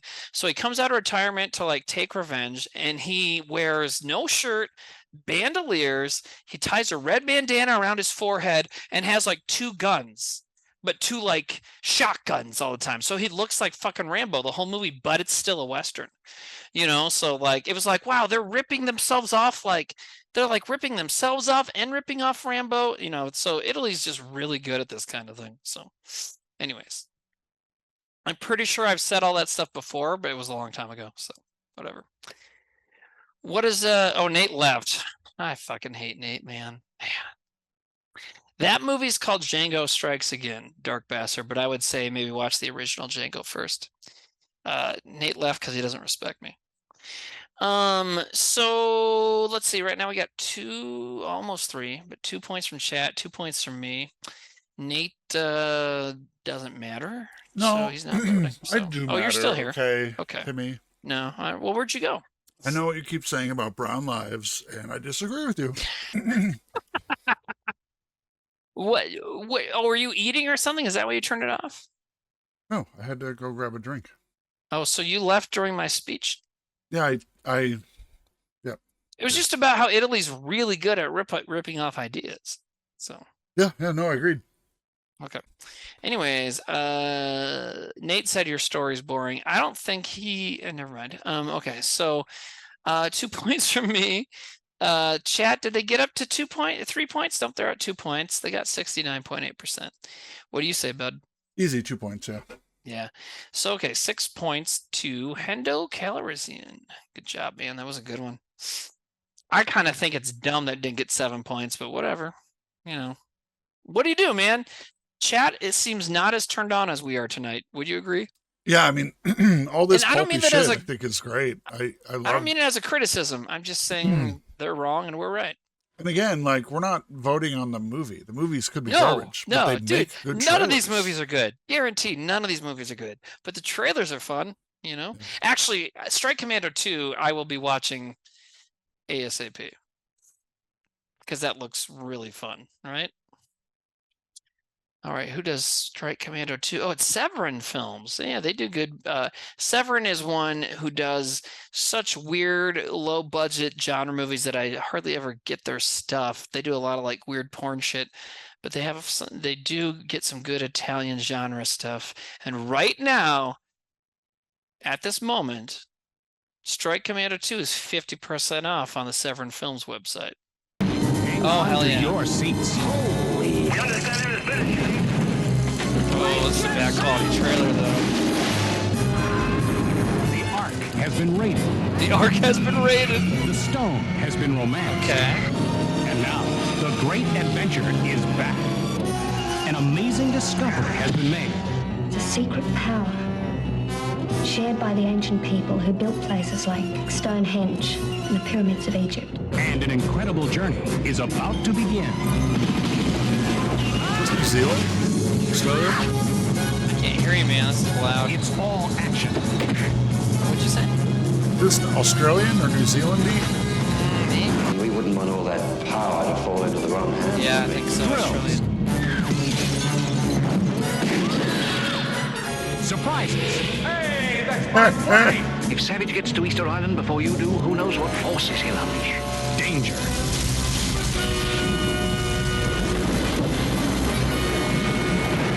Sky Pirates. It'll be the ride of your life. So they started out with some excellent narration that really solidified shit. Yeah. It said at the starting, the Ark has been raided, the Stone has been romanced, and now the adventure is back. Okay, so they named the two movies they're ripping off, Romancing the Stone, Raiders of the Lost Ark, and but then they act like it's like continuing that story from two movies that are not related. Yeah. What is this? Who does this guy look like to you? He looks very familiar. He looks like maybe a little bit Clive Owen, but no, there's somebody else. Yeah, no, who's Owen. the guy that plays? Okay, the guy that played Ronan the Accuser in the Guardians of the Galaxy movie. Lee Pace. Lee Pace, doesn't he kind of look like Lee Pace? I think more Clive Owen. Clive Owen, okay. But I don't there's know, somebody. man, but there's somebody there. You're right. Is there a little Eric Bana in there? I don't know. Could be a little. So they're Australian, is what we're saying. Aren't all those people Australian? Maybe not Clive Owen. But yeah. That was called Sky Pirates. Yeah, I do love that. Like right off the top, they're just like this rips you the like shit off these of movies? everybody. Yeah, dude, that's great. I probably gotta go check on my kid real quick here. Okay, so Lee Pace is American. What the fuck? Clive Owen's British, so we're way off on that. But You know what I'm anyways, thinking I'm of? pretty sure this movie is Australian. What's up? I think I'm thinking of Chuck Palahniuk. The writer? Yeah. Let's see. Let me Google a picture of him.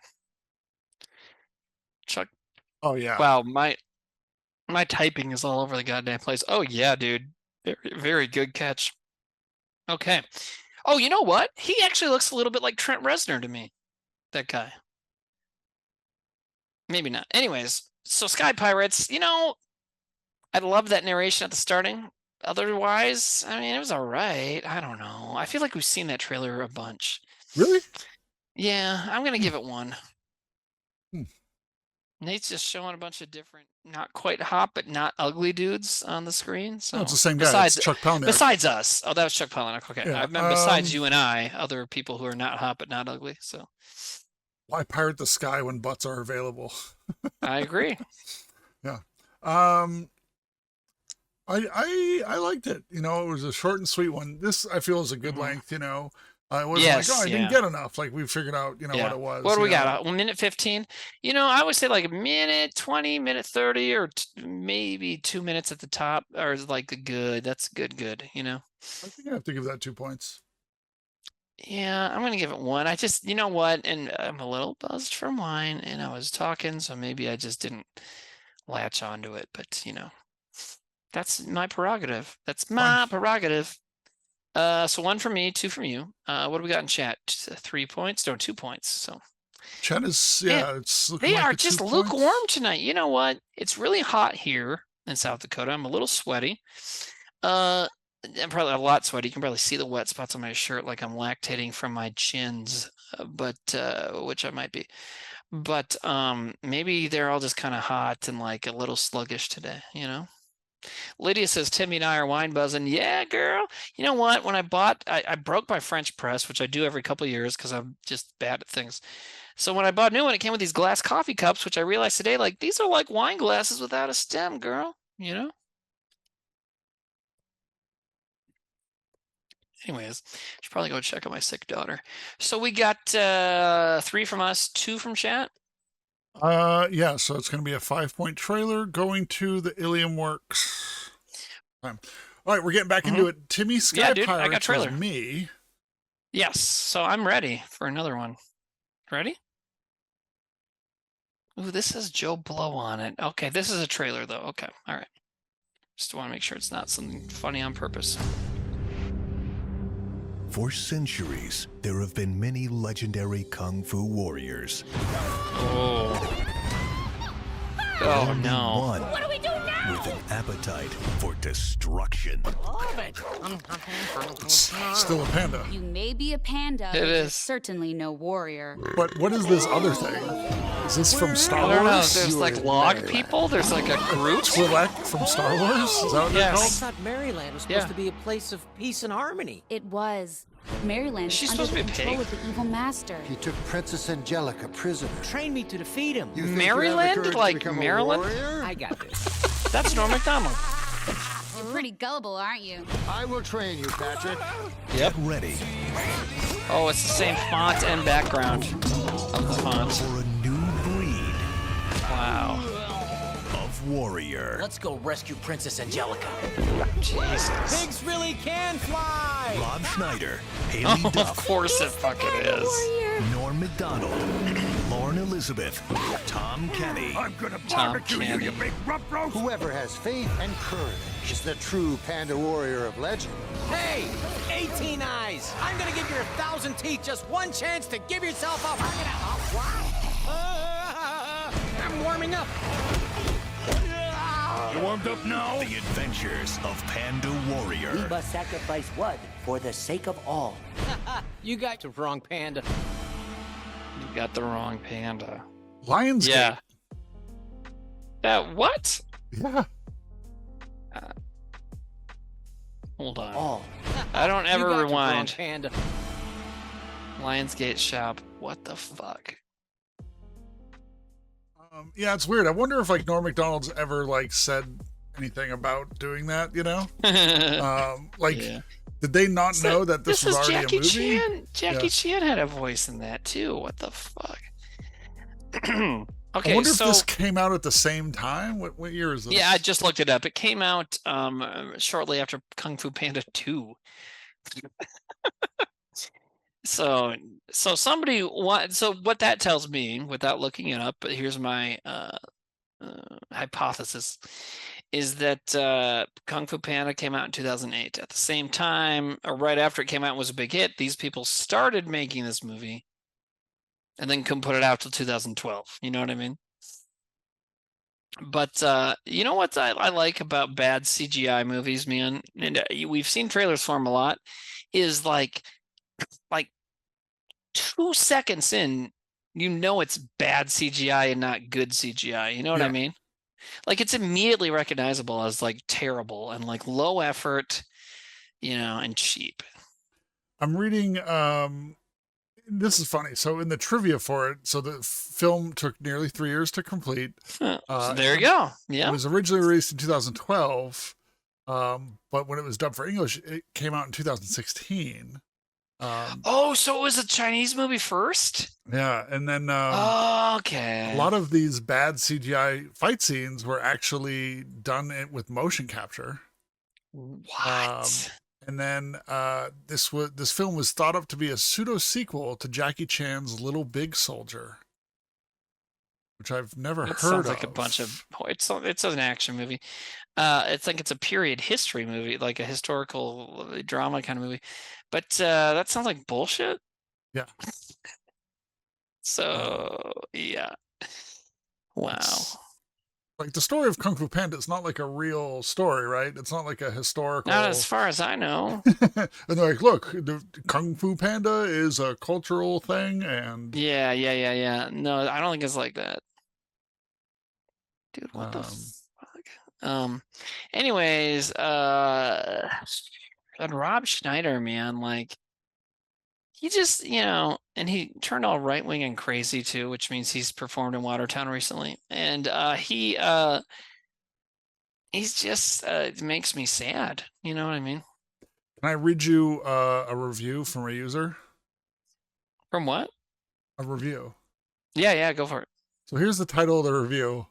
Life-changing, truly the movie of a lifetime.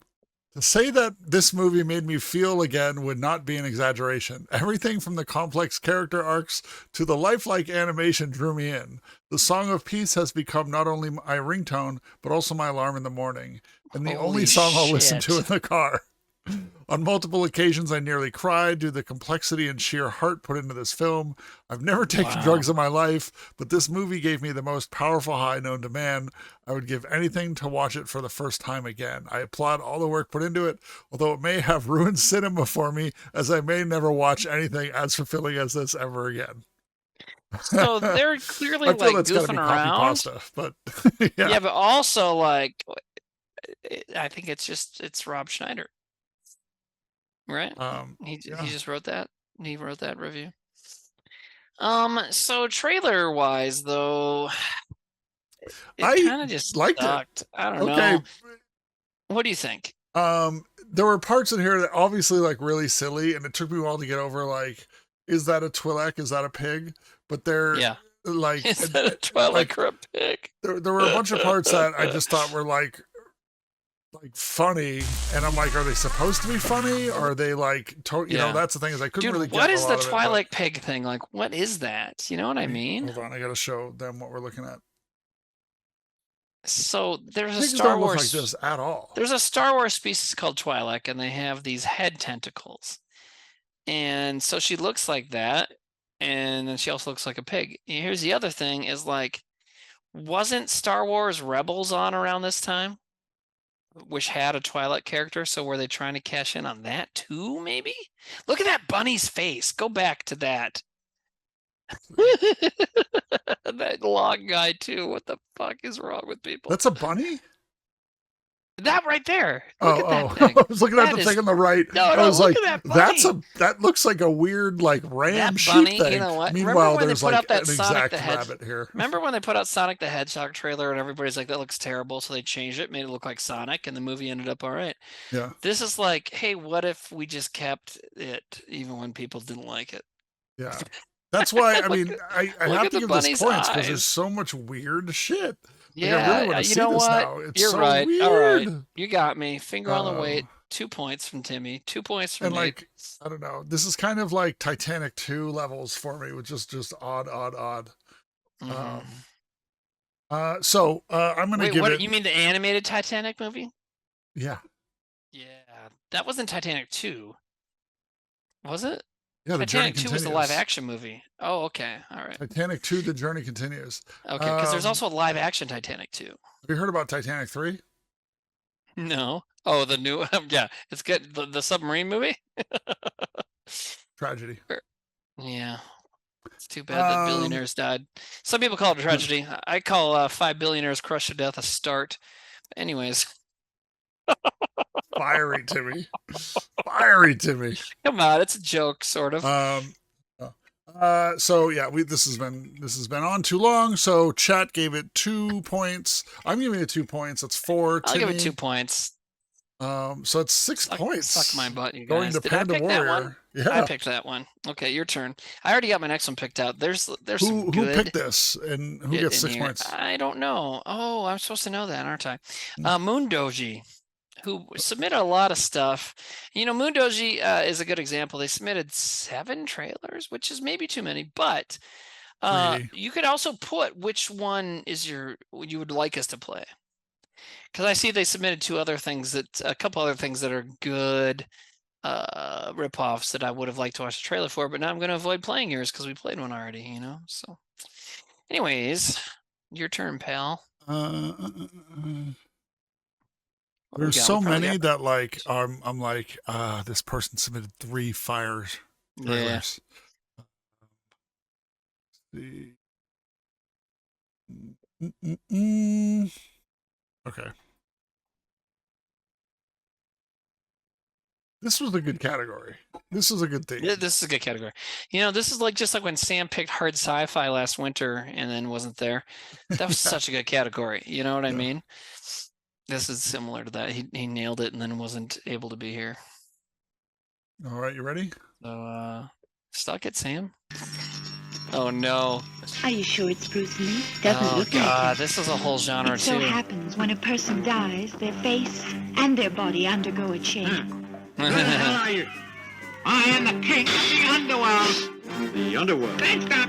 That Bruce Lee guy is really something. Hey, mister, why are you making trouble with those triad thugs from Chinatown? They're the Godfather's private bodyguard. One's James Bond and the other's Clint Eastwood. What's more, we've got Dracula. So this is the famous Hollywood star, Emmanuel. Exorcist. Emmanuel. Will you remember me after you've become the king? Popeye, you lose again? As long as we fight as a team, those bastards won't dare tangle with us.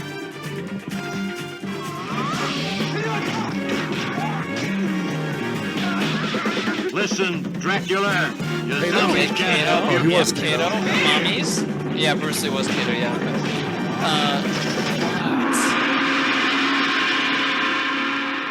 When a man's endowed like Bruce, the girls are bound to want him. He's got to have his fun. Hey, Brucey. That's enough. Okay. Who's the guy who played Bruce Lee? He looks very familiar. He looks like I would know this if I wasn't buzzed. The guy that flexes his tits in Bloodsport. Bo. Yeah, that's right. I know who this person is. I'm just like stupid Ernie right Bo? now. No, not Ernie Reyes Jr. Which is where you got part of that answer from. Bolo Young. There you go. Anyways, so it looks like Bolo Young. I doubt it is. What was the name of that movie? Dragon Lives Again. Okay. Anyways, I think it's harder to name things that didn't rip off than to name things that it did rip off. Well, here's the thing: easier to, the harder. Story. We don't know if the story ripped anything off, but like the characters. Dracula, in the movie. James Bond, Clint Eastwood, pretty interesting. Fucking Bruce Lee. Well, so and you know that about like the Bruce Lee's exploitation was like its own genre. You know that, right? Yeah. So I'm sure you've seen other submissions before, but yeah. Ooh, man, 2 points from me. That was great. Yeah, I think that was pretty amazing. I'm trying to. And Emmanuel, like the softcore porn character. Who they've done, I don't know, 50 Emmanuel movies over the years, probably. I don't know. I mean, you know, I don't watch like full-on porn movies. I watch about 3 minutes at a time, but on a good day. But I think I know they've made a lot of those Emmanuel movies, so that's weird that they're like, we need to rip off all these action movie characters and also Emmanuel. It looks like it is also Popeye. Remember Popeye? Oh yes, Popeye was in it. Looks like it's also called Deadly Hands of Kung Fu. Oh, I've heard of that movie. So that's the same thing. Okay. It's a Bruceploitation film. Yes. Bruceploitation. That's what I meant. Came after his death, obviously. Yep. Tons of them. I want to show you the poster. Man. Okay. And so chat is heavily 3 on that, and we're both 2. Emmanuel's a French movie, maybe a French series. Yeah. 12 assassins from hell with one objective: kill Bruce. Okay, so does that mean Popeye went to hell? How great would that be? I don't know what I did in my life to deserve this. Yeah. Oh, I love it. I love it. Okay, so I'm on the website where I'm going to maybe purchase Strike Commando 2, and they have a movie. They have a movie called My Grandpa is a Vampire. So another one called Night of Open Sex. All right.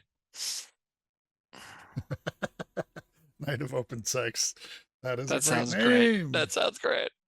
Because it's like, you know, as you name something like that, you're like, okay, not everybody will want to see it, but there are some people who are looking for exactly this. And they will buy it. Yeah. My only thing against this movie is that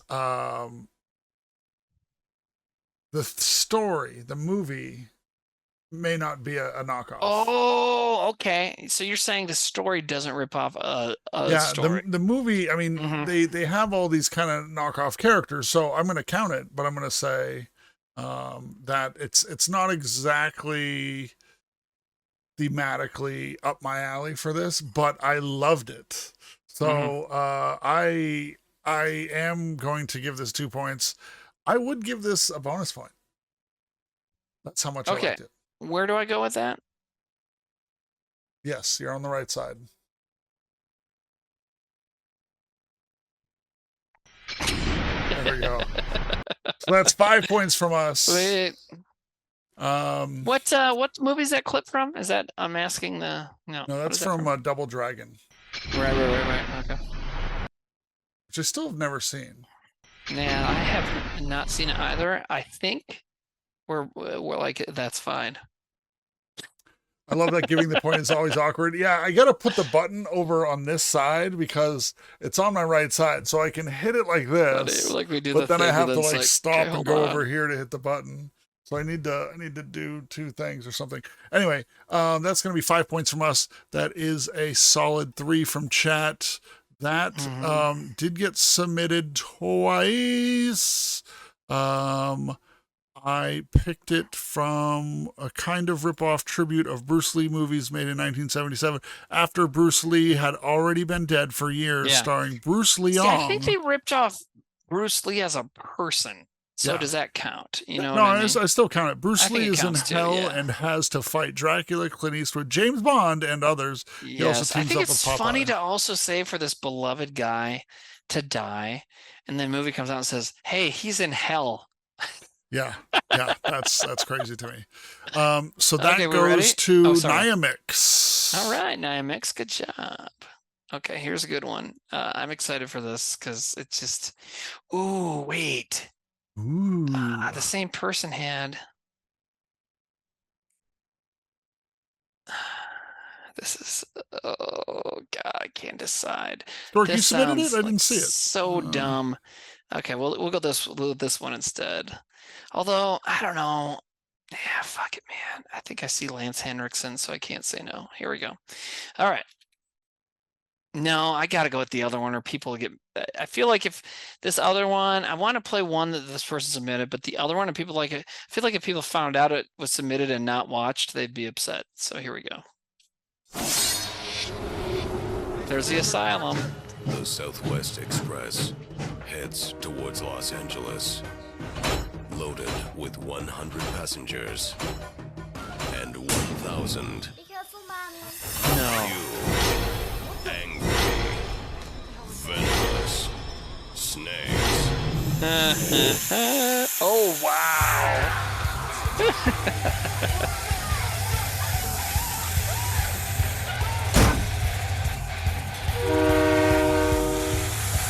Whoa, fuck yeah. I like they put gore in the trailer. Yeah. And death metal. Or whatever. I won't call this death metal. It's just kind of pop rock. Whoa. There's some good gore in this shit. I repeat, we have a runaway train. Yes. Snakes on a train. Listen, I don't care if they're kind of... There are snakes on our train car. All right. See, so when we watched another Asylum production, someone was like, I don't want it to be, I don't like bad on purpose. It's like, hold on, like, I don't think they're trying to be bad on purpose. I think they know that it's kind of silly, but also they're trying to make something different, sort of. You know what I mean?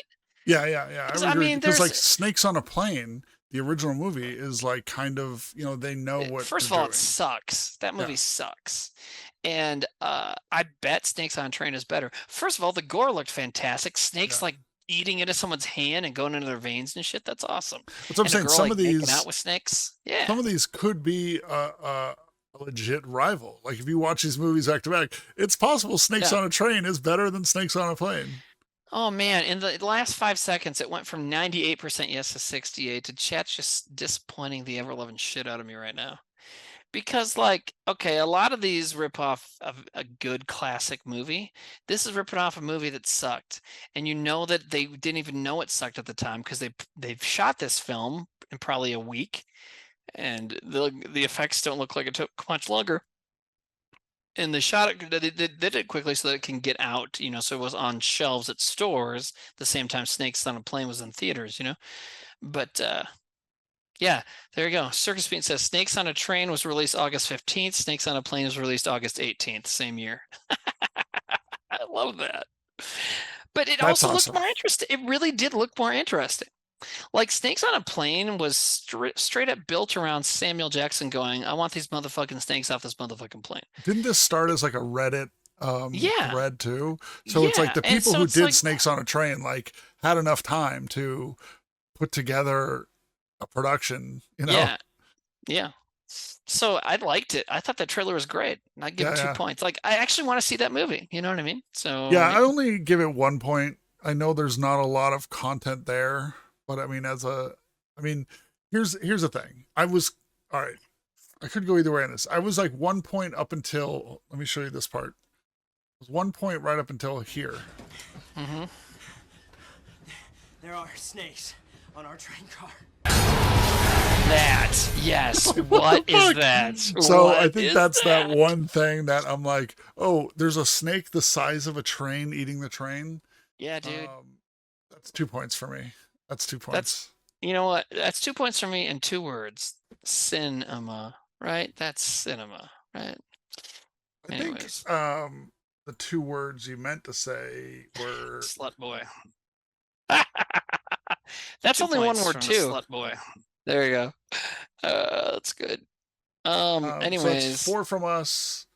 God, chat is just, dude. I feel like every time I've been really excited on a trailer, chat gives it 70%. Yeah, every single time. They are just no. I like chat, but I feel like I'll say this on stage when I do stand up, and the audience just is not laughing at anything. First of all, anyone who's starting stand up, never fucking take it personally. It's likely the person before you sucked ass and sucked all the energy out of the room. Or maybe you're bad. It doesn't matter. But what I'll do is, like, when the audience is not reacting, I'll just say, man, you guys are acting like y'all just ate a huge bowl of spaghetti before you came to the show tonight. And I feel like that's what chat's doing. You know what I mean, Nate? They just seem a little just sour like pussies. not not bad, not wrong, not mean or anything. Like, I love you guys. I'm on your side, but you seem subdued, right? There's discussion in the chat saying, is this a rip? This came out slightly before. The thing is, it doesn't matter, you guys. I think we already covered it though, because this was a Reddit thread that they were like, we should do this, and people were talking, and it was a joke, and then it went into production. And the thing is, no, but this movie clearly, if you know anything about movies at all, this movie just by watching the trailer clearly went into production after it was announced that Snakes on a Plane would be a movie. And they were just quicker with production. They were just a much faster movie. Well, obviously. All right, so I mean, look at that fucking snake. They gave it 2 points. We gave it 4 points. Who gets those? 6 points. A lot of 6-pointers. Thunder Bunny. Thunder Bunny, I still need to use those sun-dried tomatoes you sent me. So I need to figure something out for those. Ooh, a little bribe there, huh? Oh, no, that was a long time ago, but maybe it was a future bribe. No, she sent those to me a while back, but maybe it was intended as a bribe for when she eventually submitted trailers. Has she submitted before? I feel like I haven't seen her submit before. But anyways. We're going to be here. Yeah.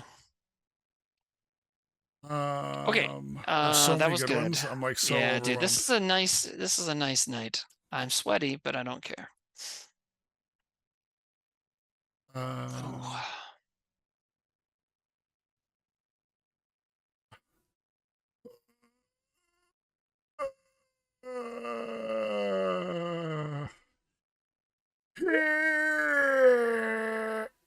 right. What do you got? Are we running out of submitters? No, I feel like everybody submitted I'm a so bunch. overwhelmed. Yeah. Oh, I think well, I don't want to do only Asylum movies, but man, they're good at this. See, I'm not even.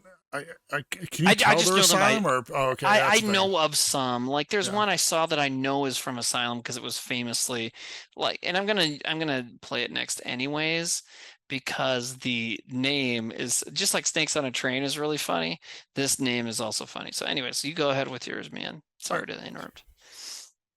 No interrupted. What is this gonna be? Somewhere in the town of Spirit River, a wizard teaches the mystic arts to a chosen few. Our power comes from white magic. White magic? Is that what he just said? Arrive. Yes. Mystic arts to Which, a chosen listen. few. Our power comes from white magic. Yeah. And that's not, I mean, that's something that's been used in fantasy before, but still. No, wake up. Please wake up. His soul is imprisoned. And now, his students are the only hope to set him free. The soul of the wizard will wither with the wane of the third moon. That means you only have 2 days to retrieve the scepter and figure out the puzzle of the runes. Unharmed, go forth. Unharmed, return. What the fuck, man? Stop! We're being boarded. Arcs? Did I really look that scared? You lost. This symbol's magic prevents people from seeing any object that she's on, even if they're looking right at it. They're here.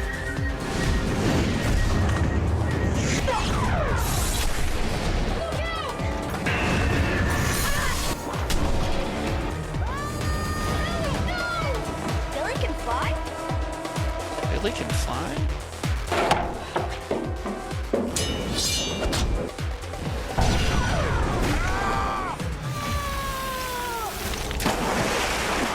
Nate, has this ever been submitted before? This one. No. Stop! Shouldn't you do it backwards? We have the inverted amulet.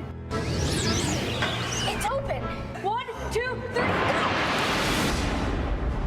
Oh, Devin! Join Mandy. Which way? Join Mandy! Devin. It is a responsibility. Danielle. He's saying their names like we're supposed to give a shit who they are. Owens. Just trust me. Rejoice psychosis. On the adventure of a lifetime. Billy Dude, Owens did you see that? and the secret of the rules. They used Elvis script. Yeah, they ripped off Lord of the Rings for just like a second at the end. Oh my god. Okay, that was fantastic. Yeah, I loved that. Fuck, man, I what thought the Billy fuck? Owens was like the guy who in the taught them. town of Spirit River. No, that's just some kid. And he doesn't even seem like the main character, but they named the movie after him. Also, like I love. They just put like, some dad in a hat. Yeah. I want to punch back to that. It's just some guy.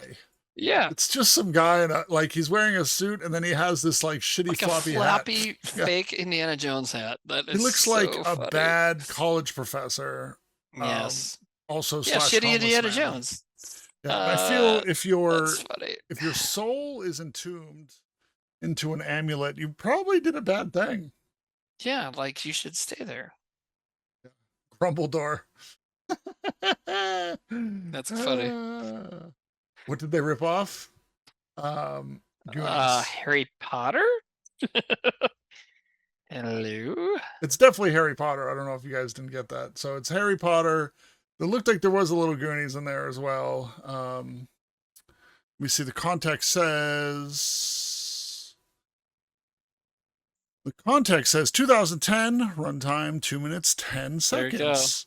Who's your number one pick for homeless Dumbledore and not Harry Potter? They got Roddy Piper. I didn't even see that. I saw people That saying in was chat. I Roddy didn't put it together. Piper? Yeah. They got Roddy Piper. Jesus. Personally, I would have loved to see David Carradine fall asleep in that chair. Trailer voiceover by Optimus Prime. Wow. Oh, Peter Cullen. Wow. Okay, so 2 points for me. 2 points. Yeah. I would give that a Here- bonus point too because it's so silly. Yeah. Perry Jackson, Harry Potter ripoff. Do you mean Percy Jackson? Because Perry Jackson sounds like a ripoff of Perry Jackson and Harry Potter. Yeah, good things. Would you give it a bonus point? Oh yeah, let's do it this way. Nope. Yes. Same way. The same way you did it before. There we go. I don't remember that because that was further, like 5 minutes ago. A little further. A little more. There we go. All right. That was great. I'm. Are you drinking? No. I threw up all morning. Drinking. Oh yeah, that's right. Yeah, so you had a bad day. I gotta let my. So you had a bad day. You threw up in your mouth, and then you had to come host a show with a fat kid. You had a bad day. You had a bad day. Okay. I'm gonna clip the part where you just said, and then you had to come, and that's gonna be my next drop. I'm sorry for being so quotable. This is one I have to show Sam. That's where we're at with this. This is why I was like, holy shit. Wait, you're not gonna stop the show to show Sam? No. You're talking about like later. Okay, yeah, okay. He's on the beach. He's not talking to us. Which beach? Is he in California? Our friend's we can't disclose his location. Yeah, exactly. You know. Okay. So chat is nice. giving it 2 points, which I think is a travesty. 5 from us. They chat forgot what's good. Oh, good. Somebody. Okay. When I before chose Snakes on a Train over something else. Well, now I see. Oh wait, but I was gonna do something else. Oh man. I'll come myself before I piss myself. That's a funny quote.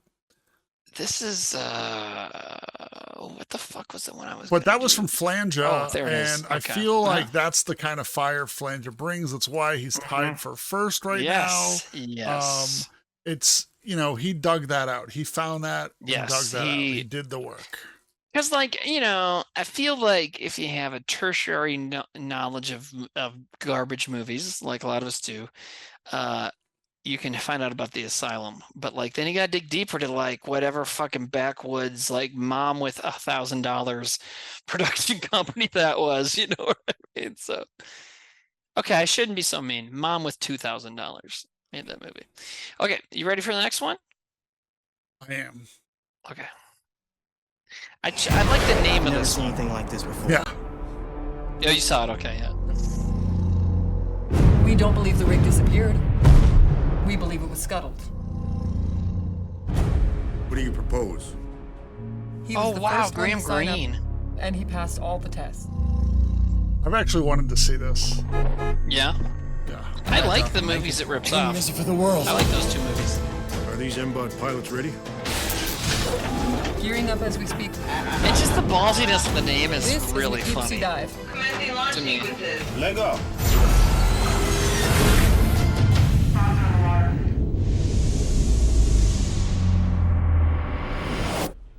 Bots are down. I'm picking something up I've seen in the that guy. sonar. What is that? Yeah, it's Graham Greene, the leader guy. He's like a Native American guy. Yeah. He's also in. I believe he's in Diamond. He's in a bunch That of thing stuff. just touched down south of New York. Broken in time. He is a reckless liability. But he's the best we've got. Come on! Get the hell out of here. Oh, dude. That shot when they were in LA. There were posters up for other asylum movies. Oh, that's awesome. Oh man, that was great. The name. I love the name.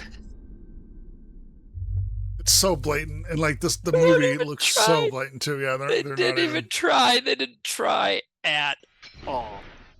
I wonder if part of their thing is let's try when a movie gets announced. Let's try and put out the same movie, but in half the time, so we it's can to trick moms, like we talked about earlier. But it's I'm saying the release part of it, let's do it quick so they come out at the same time. You know? Yeah. That's exactly what it is. They shoot, a movie gets announced, and then when the first footage when the movie's getting close to release, then the asylum comes in.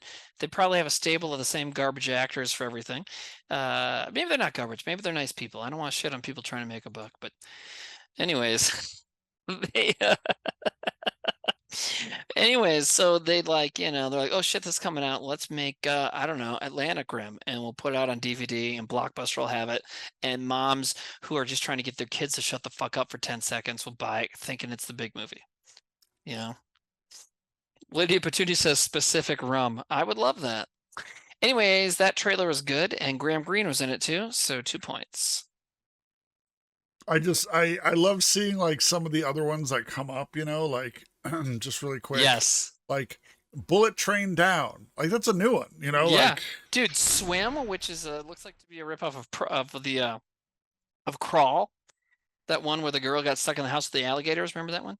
So Swim looks like a ripoff of that, only it's sharks. Here's a funny one that keeps coming up. Starring Tito Ortiz, Robot Apocalypse. Right now, I'm actually friends with the dude who wrote the novel Robopocalypse that came out about 10 years ago. It got on the New York Times and stuff, bestseller list, whatever. But so Spielberg bought it to option it for a movie. And it got very close to production, and they never did it.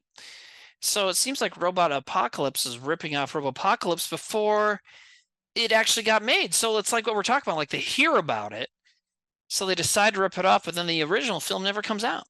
Interesting. You know what I mean? No, exactly. And Robopocalypse, by the way, is a pretty good book. He wrote a sequel. I know he wants to make a third one eventually. I don't know, but anyways. Moondoggy said they were a dead corpse in this movie. What does that mean? Huh? I don't even know. Oh, that they played a dead corpse in the movie. That's awesome. Like they were an extra. Oh, that's cool. That's fun. Like, oh, wow. 2 from me, 2 from you, 2 from chat. No, 3 from chat. Oh wow, you guys woke up. Cool. I was a corpse in this. The bar scene. Nice. I'm in the booth with some old lady. Filmed in Pensacola. That's pretty funny. Is that in the trailer? Dude, we got to go back and see. But hold on. So that's 7 points because you gave it 2, right, Nate? No. Nate. No, you gave it 1? Yeah, I only gave it 1. You're such a piece of shit. All right, 6 for Atlantic Rim. And should we find Moondoggy? Let go.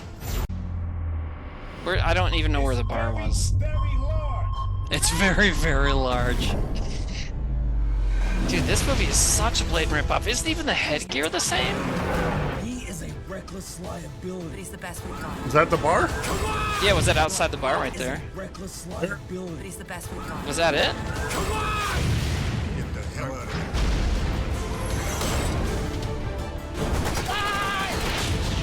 Yeah, pause it. You're right. Sorry. South of New York. Broken in time. He is a reckless liability. Oh, damn it. Sorry, I hit the wrong button. Okay. Were you one of these people, Moondoggy? Is this what you're talking about? Moondoggy's not even here anymore. They left. Oh, for fuck's sake. Okay, well then who We don't cares? know. Let's There's continue. no way. We don't All right, know. 6 points for Dark Bastard. Moondoggy didn't even submit this movie that they were in. I know. 1, 2, 3, 4. Moondoggy says 6, inside 7, that bar. 8, 9, 10, 11. And we're more than halfway. We're kicking ass. Before we jump into the next one, I want to say shout out to World's Worst Boy for gifting a sub to One Drunk Wizard. Oh shit, we haven't even looked at that tonight. Okay. Live/live at work gifted 2 subs to Royland 809 and Nuke the Mall. Blackbird Flu resubscribed. Live at Work gifted another sub to Andafest. World's Worst Boy gifted a sub to Carl Alden Streams. Hey, did you see we got a couple? Oh, sorry, resubscribed. The Ramen N resubscribed. Punished Walrus resubscribed. Oh yeah. Look, everyone, I accomplished something in life. Master Ninja. Master Ninja says happy birthday. Oh, to who? I'm gonna say me. Dude, well, you've lied about your birthday on so many different dates. I straight up don't know when your birthday is. By design, baby. Abby Sally. What is that? Why do some people not like their birthdays? Okay, go ahead. Sorry. I don't know. Abby Sally resubscribed. LMAO Twitch doing super chats now. I can't see who that's from. LMAO Twitch. We got the a way couple. This works. Oh, yeah. That's funny that it would show me the super chat but not tell me who did it. I don't It yeah, was I don't know what Deja. you're looking Thank at. you, I don't Deja. see that. Okay. Not a Live at toffee Work. resubscribed. Sorry. Sorry, I'm cutting in. You go ahead. You finish. I was just trying to finish it. Disposables are terrible in quality and in the environment. Pod setups, FTW. Yeah, I agree. I agree with you. Jaws of Victory is resubscribed. 34 months. It's been a while. All right, Timmy, what were you saying? Sorry. Live at Work also donated. They donated a week ago. I don't know if anybody saw it. So they said, hey guys, great job, loving the content. Donated $10. Thank you. And then today said, or just now, 2 hours ago, excuse me, when we started, said, love all the content, guys. Can't wait to see Mars. Donate another $10. So thank you, Live or Live Eat. Oh no, Live Eat Work, it says. There's 2 E's. No, I'm pretty sure it's Live at Work. There's 2 E's. Live Eat Work. Livey at Work. God, I hate it. I hate it. I hate being Do you want to, I mean, the Mars update is the same as it has been. Yeah. I feel like people don't see every answer show. if they just say Mars ? You don't need to recognize them. But if I feel now we're in a break in the show. Do you want to No, that's them? fine. But no, I'm saying no. I'm not talking about that at all. If someone just types out Mars ? Do not acknowledge them. Let's let people ask a fucking question like humans talking to each other. I don't acknowledge So if someone anybody. says, "Hey," well, I know you know what I mean though. Like if somebody, if I see a question in chat that just says Mars ? I ignore it. If someone says, "Hey, what's going on with Mars?" then I answer it. You know what I mean? Like take a extra second to talk to us like a person.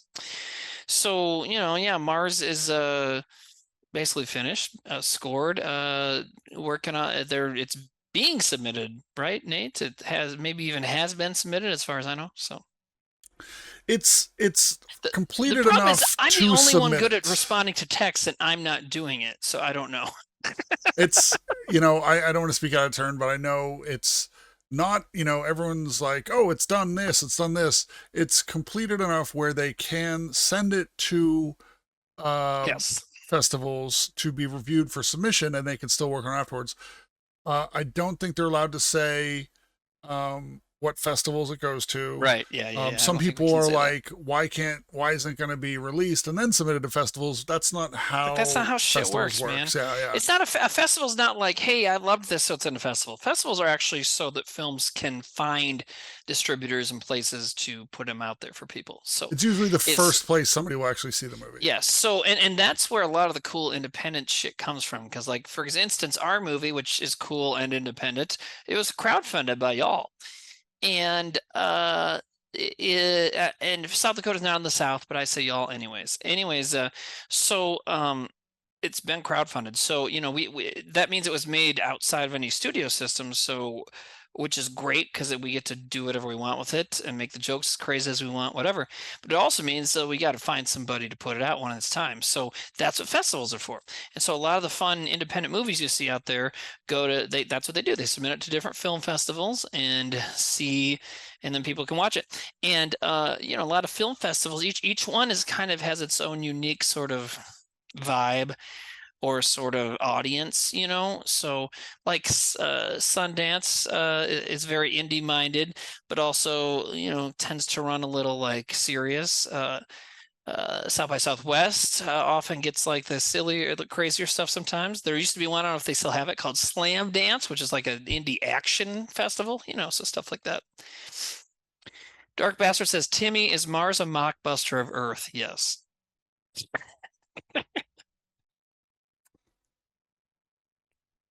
Is there a possibility? Yeah, I see that too. If nobody picks it up, we'll make sure people can see it. Yeah, I will paint my butt white and stand in my yard and take my pants down. You guys project it on my ass, and you guys can all come watch it. I think a lot of times, Nate? When I would see that. Like, what's that dark hole in the middle? It's got so many spokes, it's ruining it. And they'd be like, no, it's part of the movie. Well, it depends. So many spokes is your opinion. Some people think 7 is not enough. Diet Aubrey Plossi says we got WKUK from festivals, which isn't true at all, but I like your energy. When we got to Aspen, we had already been talked to, so. But yes, a lot of times that is what happens. And in fact, the people that were at festivals with us that year were like Aziz and Anthony Jeselnik and some people that definitely turned that festival appearance and others into huge careers. So it happens for comedians, it happens for movies, it's musicians, for South by Southwest especially, so. Aspen Comedy Festival. Yeah, which is defunct. Right? Oh, really? I think it moved it. Oh yeah, it's been defunct for a while. They moved it to somewhere else. What are we doing? I'm ready. It's my turn. I mean, Okay, and look, what we just did is not. I don't count that as a diversion because it's what we're the channel's for, is for funding the movie, getting the movie out there. So it's always good to take a break and talk about Maz. Yeah, give the people what they want. Yeah, we're trying to. Panwall, Aziz, lights. Do you know what that's a quote from? Oh my God, hell yeah, man, dude. Do I know what that's a quote from? Do you know what Margaret and I are naming our bearded dragon when we get it? Aziz. No, we're naming it Roy Von Bacon, King of Laserball, which is a reference from that movie. And you know what's funny? And everybody says it's that composer guy, and it's not the deaf guy from Fifth Element. It's a dude you see for a split second. Yeah, that's the funny thing is I only found that out from you being like, that's not the guy. And I'm like, what do you mean? And then watching it break down, you're like, no, Timmy, you're right. You're right. Yeah, I forget which awesome Twitch user it was, or somebody actually from Twitter, when I made a joke about that we're naming it Roy Von Bacon, King of Laserball, engraved some nameplates and sent them to me. And one of them has that other guy's picture on it, who's actually, his name in the movie's like Baby Ray or something. But there's some other nameplates. Yeah. So, but no, it's weird just because everybody thinks that's who it is. And I did too, until we watched it again. I'm like, oh, wait, no, Roy Von Bacon is this guy. And he's just he looks like a dude that would play a game called Laserball in the future. He's some jacked, probably Ultimate Fighting guy or something, or football player, so. The composer guy was pretty big though, too. The guy who blew his brain out on Space Coke. No, that's the composer guy. That's what we're talking about. Anyways, yeah, the Fifth Element rules. It's really too bad they never got to do a sequel before Bruce had to retire. But I don't think did it's Timmy that get great his of a haircut movie. the same time I did? Fuck no. Yo, man, if you don't like the story, that's okay. But you cannot deny the production design and costumes in that movie. Jesus, you know what I mean? Well, that's what I'm gonna say about all of his movies like that, like Valerian. Basan, yeah, but Valerian is way worse than Fifth Element. But it looks amazing. But like the story, looks incredible. Yeah. And there's some great concepts in it. But yeah, those two actors are terrible together. I think they're good separately in other stuff that I've seen. But man, they have no chemistry. It's terrible. Excuse me. All right, Panwall, stop derailing the show. We're moving on. What's Panwall doing? Because he said Aziz Light. Oh, that's who did it. Okay, go for it. Bait. That was bait for us. We did that on purpose. Yeah, nerd bait. Oh, yes. We are on a deadline. Let's go full torque. Good CGI. We've hit a major fault line. Shut down the drill. The debris shot out rapidly during the collapse. That's just the fucking Star Trek symbol. Yeah, I saw that. Straight for Earth. Dude, how many of these trailers then are 1 minute and 14 seconds? I feel like all of them have that. We are done here. Some of the faster moving moon fragments already impacting around the world. Moon fragments. Logan's ship. It has access to materials we can use to deflect the meteor away from Earth. Whip an EMP straight at the meteor. Look out! We have to get to the solar power station. They're gonna have me initiate a global defense using nuclear weapons. Meteors just hit San Francisco. 15 minutes to impact. Step it back, Nina! Do it now. Brace!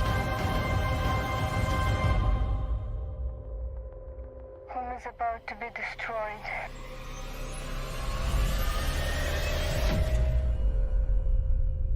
I just love how they have zero sense of shame. Do you know? Yeah. They're just like, fuck it. Moon crash. I'll start off and say I didn't like it, and it was very basic. Like, obviously it's supposed to be a ripoff of Moonfall. Yeah, I lost my attention immediately. Moonfall's a ridiculous movie. This misses all of that ridiculousness. Yeah. This looks like Deep Impact, Right. It's like you have to, the thing is and the reason with the Asylum stuff tonight, the reason, for example, Snakes on a Train worked or Atlantic Rim is because people are going to know immediately what you're doing, right? So you have to make it, you have to take it to that next insanity level, not quality, not graphics or acting wise, but just what you're trying to do has to be crazier. And this wasn't. And that's the problem. And you know what it reminds me of? It reminds me of that fantastic Insane Clown Posse song back in 2010, Miracles, right? Fucking magnets, how do they work? Remember that song? Yep. Okay. So shortly after that came out, Saturday Night Live did a parody of it. And it was like, it didn't work because of complete failure. And in fact, their joke on the fucking magnets line was fucking blankets. How do they work? It's like, you guys, that's not as funny as what they actually did. Yeah. That's, you know what I mean? Which is what this is, you know, like you got to take it up if you're going to do that, you know? Because, you know, I feel like they were like, oh, you know, this came out in 2022. I'm not exactly sure when Moonfall came out, but I think it's 21 or 22. But like, I feel like Trevor was excited about it, but didn't get to see it. Is that about right? I feel, or maybe that he did watch it. Anyways, Moonfall, I know he wanted to see it. One of the great. I mean, Moonfall's wild. It's really, really hard to one up that as like a crazy ass movie. Right. So this looks like a very subdued version of Moonfall. Which is bullshit. Yeah, who wants that? This might be. Oh, wait, sorry, we haven't graded this yet. I give it a 1. It's all right. Yeah, I'm gonna have to give it a 1. Dr. Quintana MD says Moon Crash should have another Aerosmith song and another Aerosmith daughter. If they're going after Armageddon, sure. But they weren't. So they're going after Moonfall. You gave it a 1 as well? Flinge makes a good point. Given that their approach is to rush the movie out before the blockbuster itself comes out, it kind of makes it funnier that they couldn't even predict how dumb Moonfall was going to be. That is funny. That is a great point. Like the ending of Moonfall, you're like, what? I haven't seen it. Oh man, I really can't even tell you. I hope there's aliens. It's what's his name? Roman. Yeah. Whatever the hell that guy is. Yeah. I know Roman who you mean. Polanski. Not Roman Polanski. Dude, okay, we got to get this right before you say something so stupid we just it's Roman canceled. Polanski, I'm pretty sure. Don't look it up. It's not. It never was. Roland Emmerich, you guys. Never listen to Nate. He doesn't know. He knows some stuff, but not the stuff we know. Don't look it up. Don't fact check me. China didn't fund Moon Crash like they funded Moonfall. That's another part of it that's really funny. It's amazing. It's Roland Emmerich's opus. It's his opus though. It's like all of his movies into one movie. It's so amazing. And that's why Roland Emmerich is great, because every time he puts out a new movie, you can say that. Like, it's like he's always trying to be like, every Roland Emmerich movie is the most Roland Emmerich movie that's been made to that point. You know what I mean? Yeah. And then he just constantly but then he also made that like Shakespeare murder mystery about how Shakespeare wasn't real or whatever. And then he made The Raven. Didn't he also make The Raven, which is about Edgar Allan Poe solving a mystery or something? Sure. I don't know. Anyways, whatever. Dr. Quint MD said maybe a mix of Armageddon and Moonfall. The thing is, this is more Deep Impact than Armageddon. Well, right. But what we're talking about is, it's all about the title with Asylum. And what we're talking about, Quintana, is it came out, I assume, right around Moonfall. Because that's what they always do. So this only got 1 point and 1 point for me and 1 point for you. So that's 3 points total for Moon Crash and Moon Crash. I have high hopes for this next one. Moon Crash from Dr. Quinta MD. Oh wow, that was them. So they weren't quite sure what their movie is going after, but the context said Nate asked for this. Yes. I wanted to fucking see it. All right, ready? We're gonna go right into it, man. Oh god, it's another Asylum one. Let me pick something else. Okay, but we need an Asylum. Yeah, I know. You saw what title it was, right? Yeah. We should watch it, but I just feel like. Hold on, let's start it again. Who cares? Who gives a shit? You're right. Ready? Asylum Night, baby. Yeah. Yeah. Well, which is what this is. I mean, honestly, this is Asylum's thing. Named after the benefactor of Leonardo da Vinci. Mr. Da Vinci, I believe you have something to tell me. You figured out some way to tell us his story 500 years after his death. Oh, it's C. Thomas Howell. We got 5 minutes to make the train to Athens. Wow. C. Thomas Howell. Every clue that you get brings me closer and closer to my treasures. Yep, buying a new motorcycle. This is for. Oh, look at that train shot. Jesus. God, I fucking love the Asylum.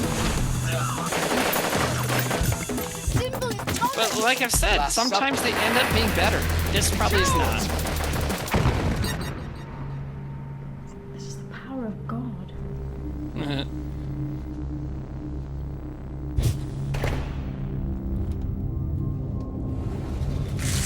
Okay, now see Thomas Howell stick the dinner plate on the wall and then look confused. Oh, that girl. The Da Vinci treasure. Cleavage. I Told you I'd be here for the payoff. No.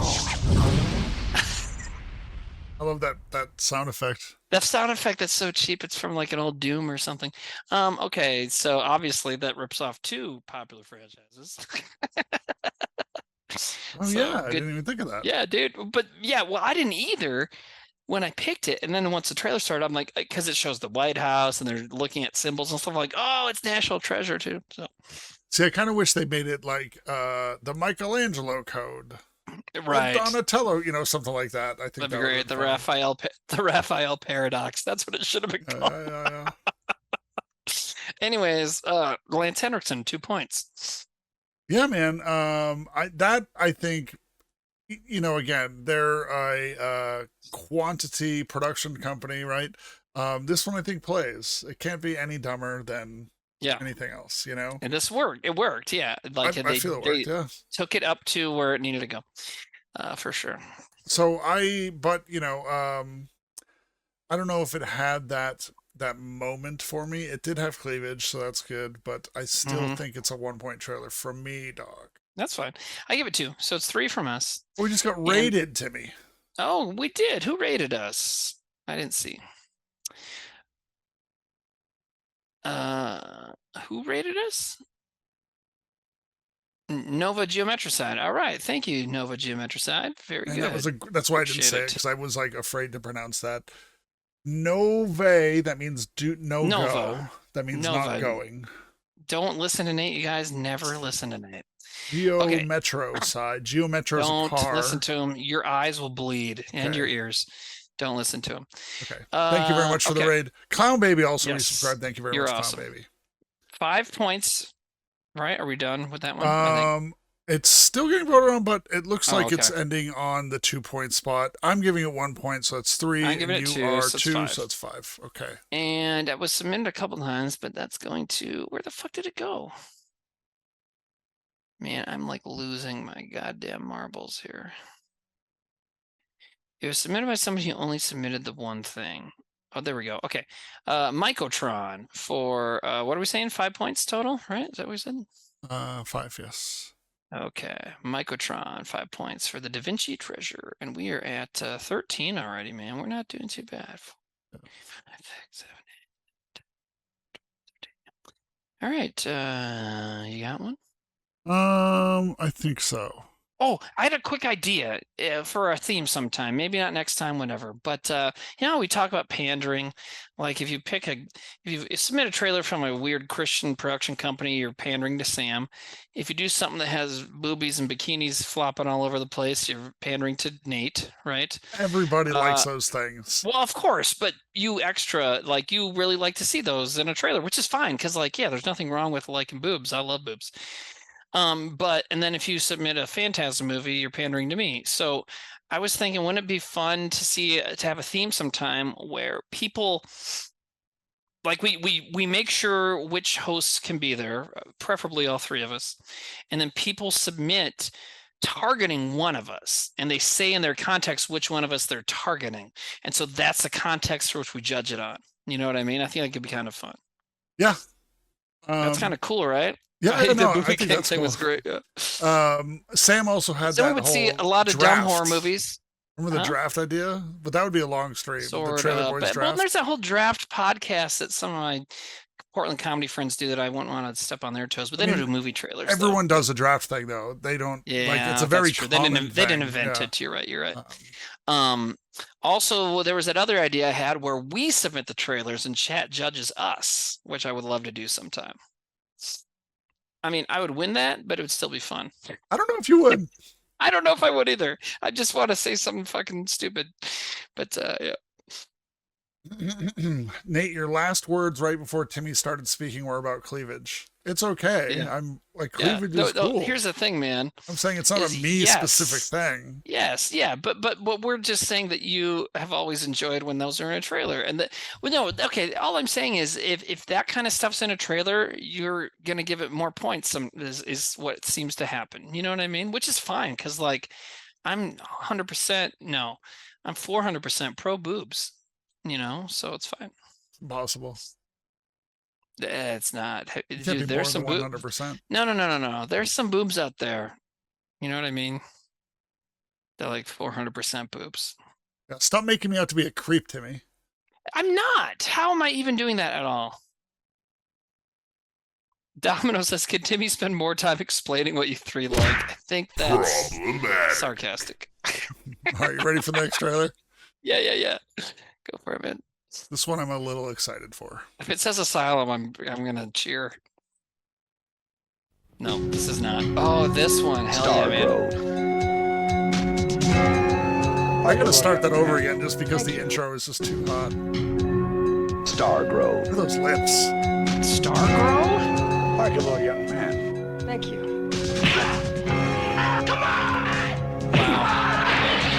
You know, there are from time to time some small assignments. The new American hero. Yes. Go! Where have you been shooting lately? Libya? Find this disc. Dude, what is that guy wearing? He inherited all of his father's enemies. Do you guys know who the enemy is? Oh, there he is. And just one of his Do you know friends. who that is? Dude, that rules. I've always John wanted to see this. Stamos is Stargrove. Have a lube job. I think I'm falling in love.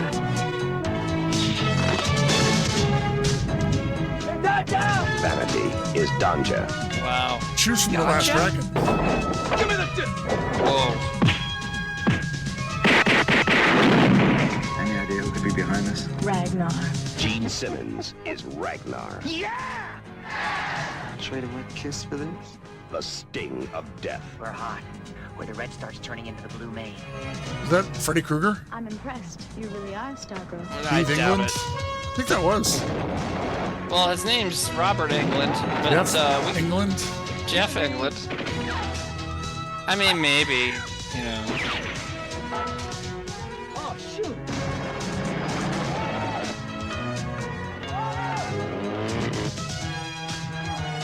At the time this movie was made, I don't think he would have done a bit part, but maybe.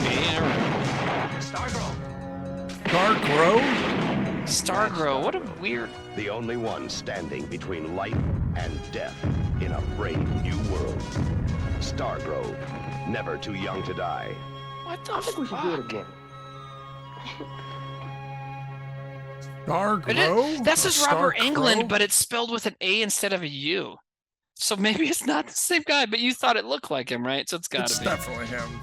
But they've spelled his name differently. That's so weird. Any idea who could be behind this? Ragnar. Gene Simmons is Ragnar. Yeah! Trade a wet kiss for this? The sting of death. We're hot. Yep, you're right, man. Wow, that's so weird. But they spelled it. I don't understand why they do that sometimes. But you know, William Dafoe Kung when Fu he started films are out? really bad. Yeah, He's Kung Fu not films are Willem. really bad about that. I've learned by watching that Shawscope collection. Like the same production team will be doing multiple movies and change the dudes' names, like the spelling of their names every time. So it's very strange how that works. But good catch, Nate. That really surprised me that he would do something like that. But whatever, you know. Remember Rafe Fiennes? Ray Fiennes, yeah. Rafe Fiennes when his actual name's Ralph. Oh yeah, that's weird. And Willem Dafoe went to high school with my mom. He was older, but his name was William Dafoe. Huh. You know, they do that. I had a headshot that said Timmy Williams on it for a while, but that was just a mistake. What is this ripping off? I'll read you. I mean, I love this. It looks like it's ripping off so many things. Yeah, that's the thing is like, you know, rip-off knockoff doesn't have to specifically look like a thing like all the Asylum movies are ripping off specific movies, but also it could just be like taking a popular kind of movie at the time and just cashing in on it. You call it exploitation. That's where blaxploitation came from. And, you know, so like, okay, people like these like a one-man army Rambo Chuck Norris movies, so we'll make one with fucking John Stamos, you know. So yeah, this one that's says also a rip-off knockoff, you know. John Stamos stars in this James Bond knockoff where he takes over as a secret spy where his father, former James Bond actor George Lazenby, let off. He has his own Q, his own Bond girl in Vanity, and Gene Simmons hamming it up. Yeah. Gene Simmons looked great in this. Yeah, and like drag queen stuff, it's like this is what Gene Simmons' character in this is what conservatives right now think drag queens are doing when they read stories to children. I think this is classic. Like, I think this is, very much so. Also, it kind of looked like Cobra and, the framing of it too. So I feel there's got to be like an alternate universe where John Stamos is like the Sylvester Stallone of that era, Well, because that makes sense. When Stallone started, he was like not as built and kind of just a young hot guy like John Stamos. So he was in a pornography movie. Yeah, or whatever it was called, the Italian Stallion. But anyways, 2 points from me. I liked it. Yeah, 2 points. I thought that was great. I'm surprised Chad is not like all over this. Not tonight. There's got spaghetti belly. Spaghetti belly. Yeah, it's very weird that Chad hasn't really. Let me see. It's just so silly. Resident Steve says, and Sylvester Stallone is Uncle Jesse on Full House. Yeah, how crazy would that be? Have mercy. Huge asshole, cryonics forever, one drunk wizard. Funny. Oh, Nate, don't do that. It's fine. It's crazy. Lydia Petunia, Resident Steve, Panwell. Wow. Yeah, those people are all jerks. Hello. Wow. Anyways, so it's 4 from us, 1 from the wrong people. No. So 2. They got 2. Oh, now they're at 2. Okay. So 6. That's not bad. 6 points for Never Too Young to Die, going to Silent Tally. 6 points. Very good. So this next one, again, the person said in context, they submitted a few, but said, please play this one. So you got it. Ready, Nate? I'm excited to see this one. I mean, people shouldn't hone in on what it's ripping off, because it's knockoff, ripoff, we're voting on the trailers. Just like, it's like what we talked about at the starting of the show is like Die Hard on a blank. For example, someone could have submitted Jean-Claude Van Damme's Sudden Death tonight, and that would work because it's Die Hard on a hockey rink. Does it exactly rip off a movie? No, but it's totally ripping off the Die Hard concept, and it's a knockoff. You know what I mean? And side note, Jean-Claude Van Damme also made a movie called Knockoff. Anyways, so you ready for Cool Jaws? Oh, shit. Whatever. It's fine. Should I play it? Yeah. God damn it. Oh, it's kind of long.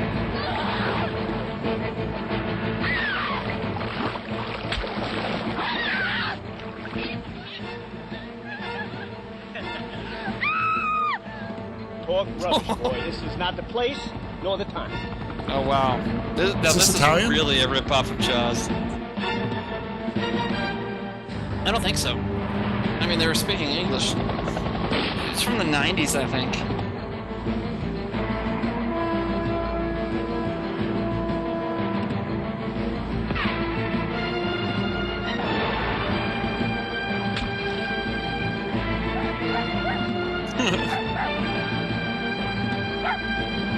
Well, that dog is screwed. Oh.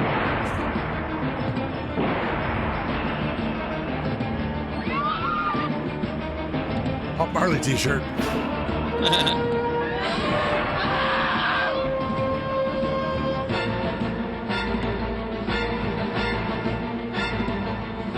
wish windsurfing is a thing.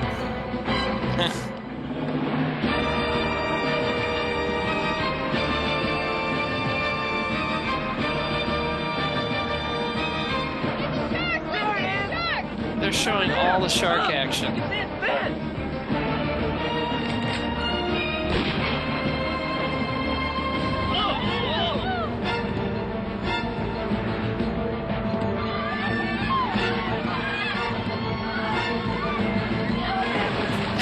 Oh my God. Bad parenting. That was so staged. It's so stupid.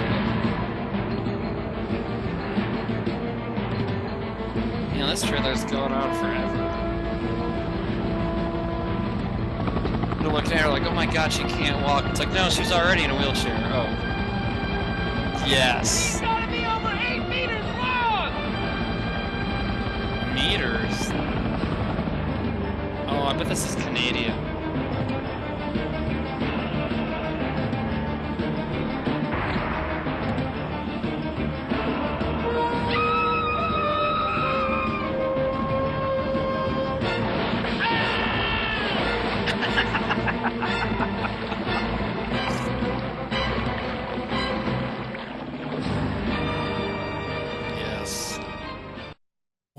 love that. Yeah, too long, but so much good shit that I don't care. You know. The fake shark looked great. It did. It really did. I guess it was 95 though, so I was like looking at this, like thinking it was like, when's the original Jaws from? 81? 70, no, like 76, something like that. 76? I was thinking it'd be, it might be 74.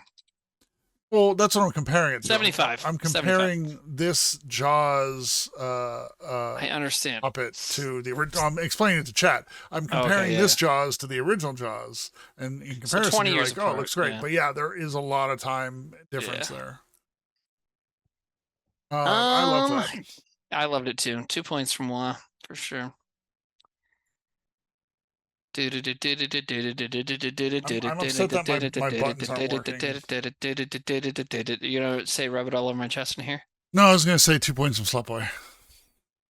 I gotta click it That's manually. 2 points from the slut boy. 2 points from the slut boy. Slut boy. Slut boy. 2 points from the slut boy. Nate, I need you to produce a rap track that has it in it, and I'll freestyle over it. Slut boy. You're a bad person.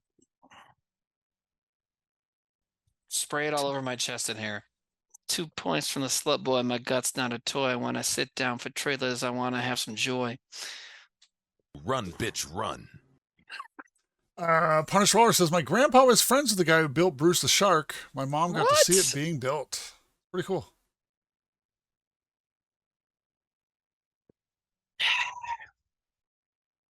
What do we got? Chat gave it. Man, you guys are so lukewarm. Lukewarm, Chris? No, Luke Skywalker, you fucking idiot. Brain candy, anybody? Oh, yeah. Never heard of it. Yes, you have. All right. Do you know there's another like Kids in the Hall movie? It's not like Death a Kids Comes in the to Hall Town? movie. Yeah. Yeah, that's a miniseries. haven't And seen when they were promoting it, it was Oh, right no, after no, one of no. the. This is before Brain Candy. They're in it. It's not like You a Kids in talking the Hall about movie. the Dave Foley movie? Yeah. The Wrong Man? Yeah. Yeah, or the wrong guy, whatever. Yeah, I've never seen it. Jordan loves it. I've never seen it.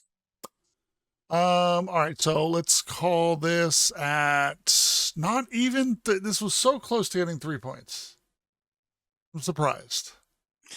Yeah, they're just not into it tonight. I think if people see that we like something, they go against it. Yeah, Dave Foley. Snakes he on was, a Train Chris is on Vudu for free. from It's Pat. What now? Dave Foley played Chris from It's Pat. Oh, you guys just watched It's Pat. Okay. It's great. All All right, that got 2 points. That's 4 points from us, 2 points from chat. Another 6-point trailer going to Cruel Yaz. Yeah, 165 viewers, 33 votes. Yeah, pay attention, fuckers.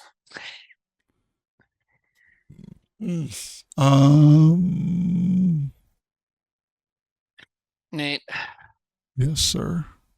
I just ordered Strike Commando 2. Sick.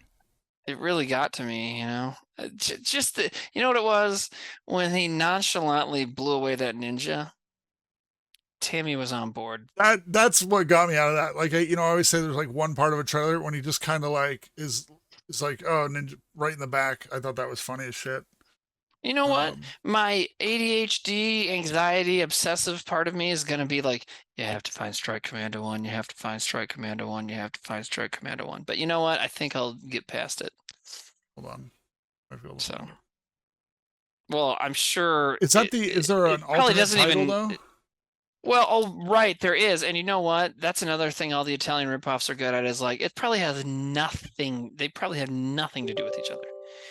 Okay, Strike Commando 1 is available on. Ooh, Dark Bastard Prime says, I am drunk shopping the Criterion sale. Advise me. Mulholland or Inland Empire? I've never seen Inland Empire. I feel like, just from what I've heard about it, I feel like Mulholland is more rewatchable, but.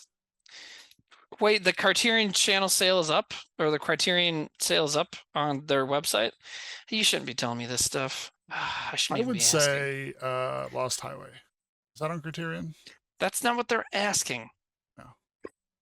Commando Strike at Dawn. No, it's a different movie. I would say what'll make me look cool. That's what Nate just did. I just have to be contrarian. Sorry.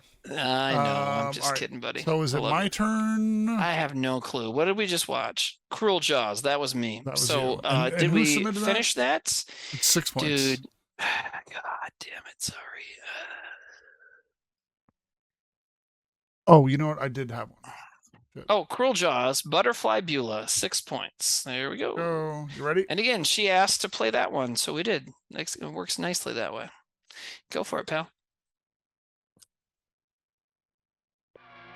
8. Nice. C. 10 tons of animal fury. Oh my God. Hey, look!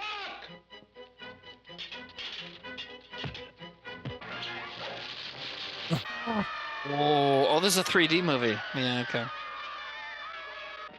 C8.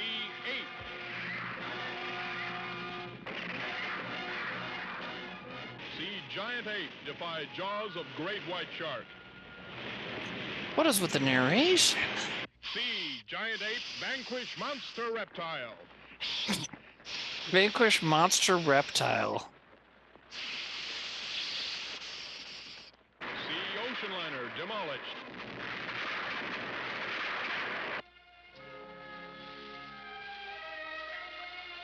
Gross kissing.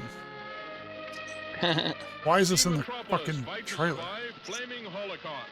I love how it's just like a dude, like in a suit. Flaming Holocaust, yeah. 36-foot monster. Not even like making like 8 motions. He's just walking around. Right, it's just a guy in a suit. Nice fingernails. C8. Hey, Nate. Wow. Okay. Well, that put it over the bar for me. Not to be confused with that other With one. King Cut. Yeah, with the movie we're blatantly ripping off. He's a monkey. But it's like they're making it because of the popularity of the Godzilla movies, but also, what's funny about that is, so China was doing that a few times. On my Shaw Brothers collection I just mentioned, which is generally kung fu movies, there's one movie from the 70s around the same time called Mighty Peking Man. It's the same shit, like a not very good giant gorilla movie. I mean, it's a fun movie, but the gorilla looks pretty silly. Was that loud enough for you guys? I just realized I had the channel so. kind of turned down because one of the other ones was you're really low. asking, Yeah, I don't know if they were able to hear it on the stream. That was such a Simpsons ending to that trailer. Yeah, even the voiceover sounded very Simpsons-like. Yeah. See King Kong if you want to see a good movie. It was low. Too low? Could you hear it?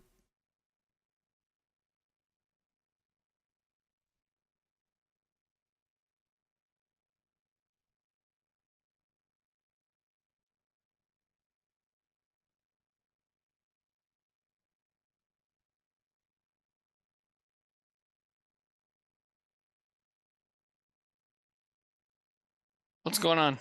No, I was just seeing if you would talk. I want to know if. Yeah. Hi. I want to see if I could just stop talking and see how long it would take. I won't do it again. So I liked Ape. I liked Ape. Yeah, me too. I give it 2 points. It was silly enough in all the right places. It was pretty short too. I feel we've seen it before, but I think the other one was like very long and it like pulled me out of it by the time it was over. This was short and sweet. And we got everything that was fun and none of it that was boring. So I'm going to give this 2 points as well. Cool. 4 from us. Chat, how wrong you guys gonna be this time? Right now, they look like they're going good.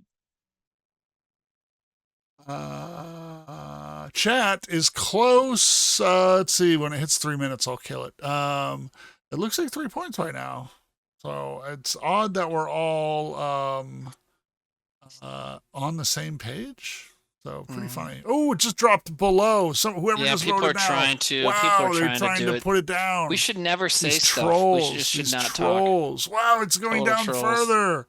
No, Oh not my to 75. goodness. Oh, 73. Assholes. Oh, and there it Baby is. Babar, 72 that doesn't points. work. All right.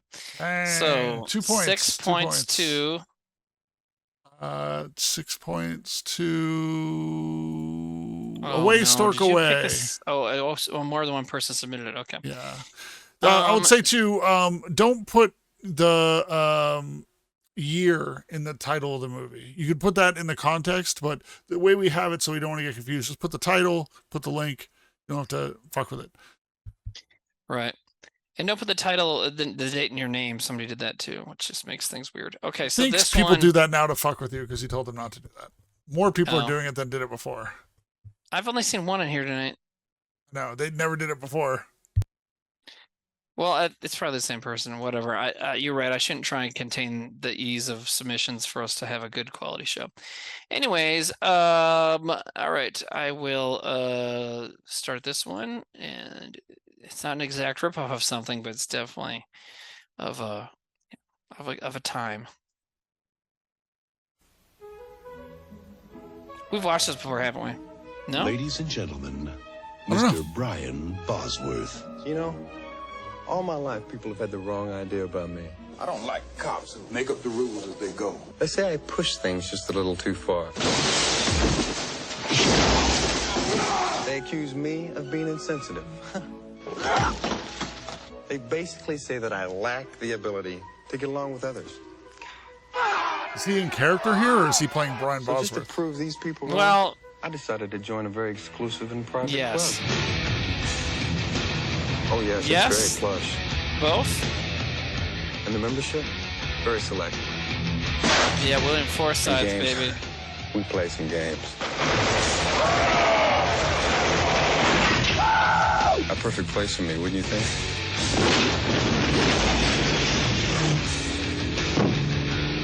You just picked up the wrong passenger, buddy! Yes, that was Lance Anderson.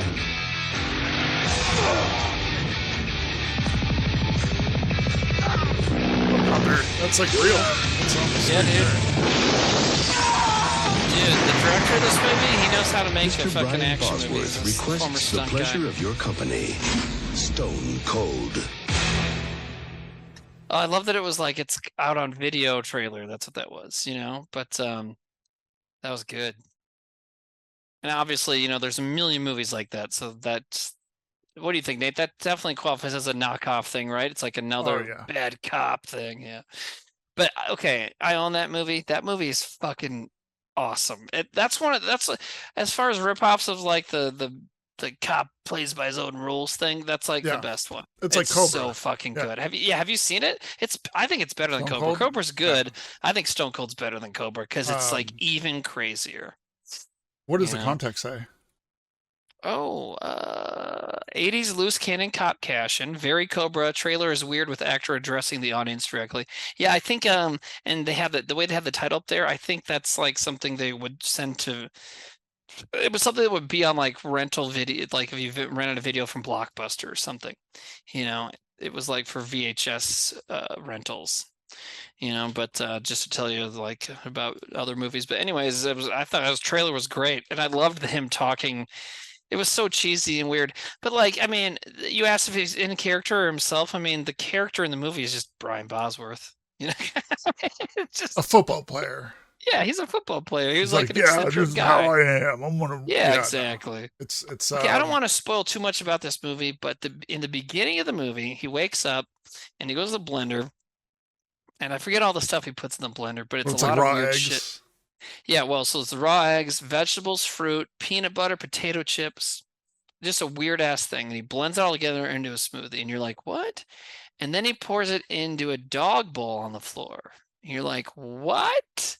And then his like 3-foot huge iguana, some kind of pet lizard, comes up and eats it. So they like, it's like multiple twists in just a scene about making breakfast, you know what I mean? Yeah, I feel like the funny thing we talk about ripoffs, really like good. I don't know if anyone in chat will remember, but there was a movie we definitely watched in a mid-hunt, and it was another one of those scenes, and it wasn't even supposed to be like a joke. It was like this guy making breakfast, you know, and I think he threw a bunch of pills in there, and it was like a pizza that he found. Does anyone remember? It was like a pizza that was still in the box lying out, and he put like eggs in there and stuff. I can picture the scene very clearly, but I don't remember what movie it is. It was like he had to go to work right away. End of Days? Yes, thank you, Phil the Garbage. I appreciate you. Really? Yeah. Awesome. No, it was End of Days. It was definitely End of Days because it was just so over the top. 2 points for me. Yeah, I'm gonna have to give that 2 points too. A lot of great stunts on that. Like it's, I feel I am being slutty, but sometimes you got to spread them. Here's some pedantry. So that's directed by Craig R. Baxley, who is a former stuntman, and his other he's only made a few movies, but they're all like that. He's great. He also made I Come in Peace, aka Dark Angel, which is the one where Dolph Lundgren gets, there's an alien that comes to Earth, and Dolph Lundgren's like, it's an alien drug dealer. Yeah. I don't think I've seen that one. Oh, dude, it's great. I thought you were going to say like that the sniper one, great. where he's a sniper. No. You mean Sniper? Is that the name of the movie? Oh, look, this guy did make Sniper 2. That's weird that you said that. Anyways, but his three most movies he's most known for are Stone Cold, I Come in Peace / Dark Angel, and Action Jackson, starring Carl Weathers. So cool. But yeah, he's good, man. I mean, Stone Cold is just balls to the wall. It's fantastic. Who submitted Stone Cold? One of our viewers. Oh. Sorry, I'm jumping the gun. No, I'm just dumb. Hold on. I like to talk about things that I like. Punished Anus. Hey. How many points? What did chat give it? I missed it.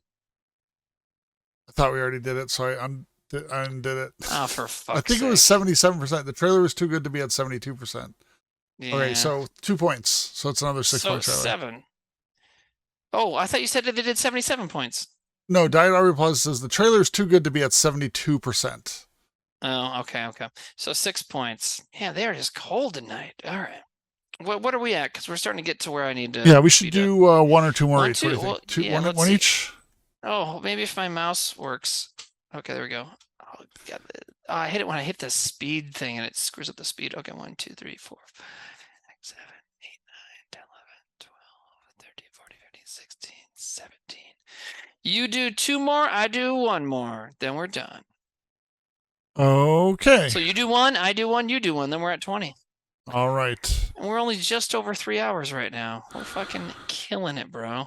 Because I know we're trying to talk about streamlining a little bit. We still talked quite a bit, but hey, like a chump. Hey, like a chump. Hey, haven't we seen that one before? I'm looking at you, looking at things right now, but maybe I'm wrong. I don't think so. I'd say go with the one under it, but I don't know. 81? 82.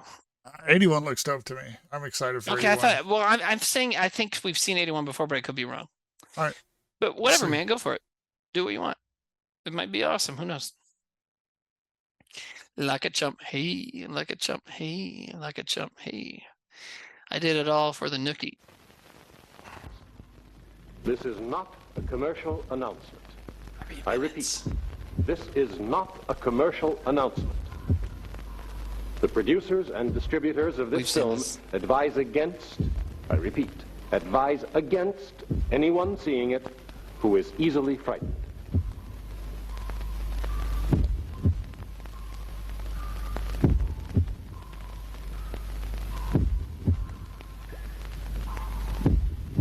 Awesome. Okay, that is awesome.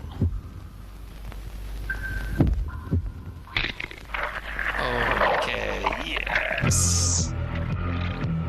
Maybe we haven't, but it really seems familiar. That rules. Yes, we've seen this. They got submitted a long time ago for something.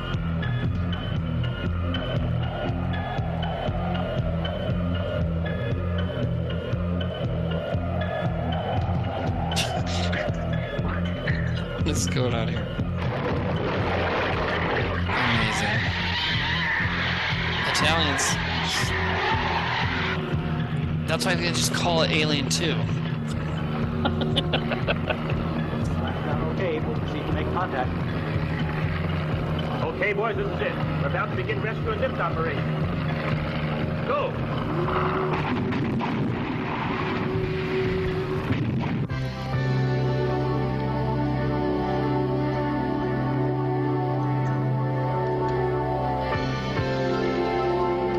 What's the name of this movie, Nate?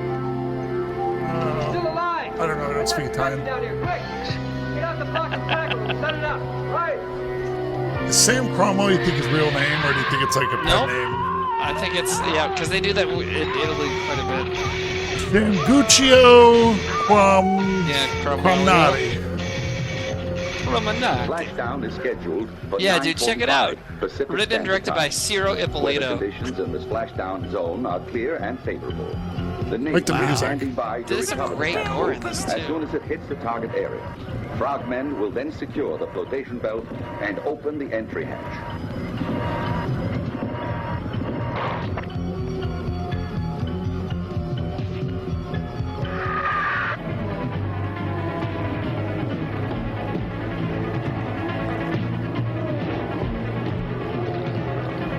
Help me, please!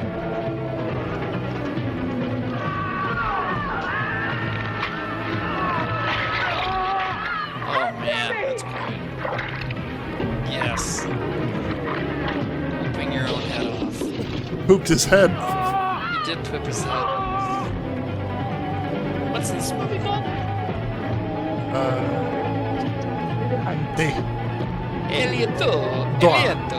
Elieto. We may be next. We're literally showing the best parts. Yeah. It's the trailer, baby. The Italian Cronenberg. Oh, is that what they call him? No, I just made that up. You just made that up?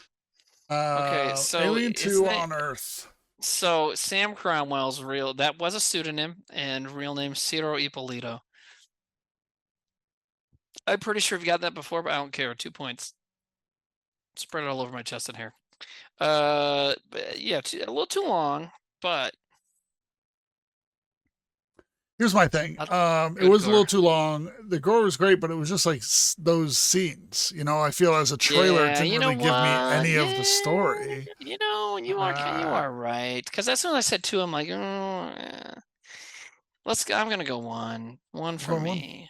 One from Nathaniel. Now watch chat do like 4 points. Stupid No, chat. there's already no way they'll do it, but just because mathematically they couldn't. I mean, How I long was liked that? 2.5 minutes? No, oopsis. It was like 3.5. Or oops, I swallowed a bug. It was 3 and change. Yeah, I mean, I liked it. I liked the effects and gore and stuff, but as a trailer, like it started to go off. Like in the beginning, I loved the whole thing. Like if you're a pregnant woman, don't watch this movie. A lot of the stuff, like that was great. And then it was just like, we're going to show you the money shots. Right. I get it. I get it. Yeah, for that reason, I'm giving it 1 point.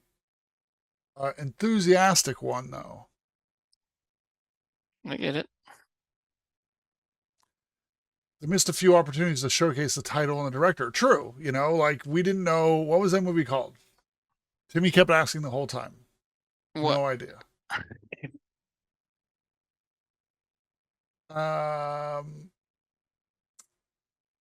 It does look gnarly as fuck, though. Is there a movie that ripped off Flashdance? Probably.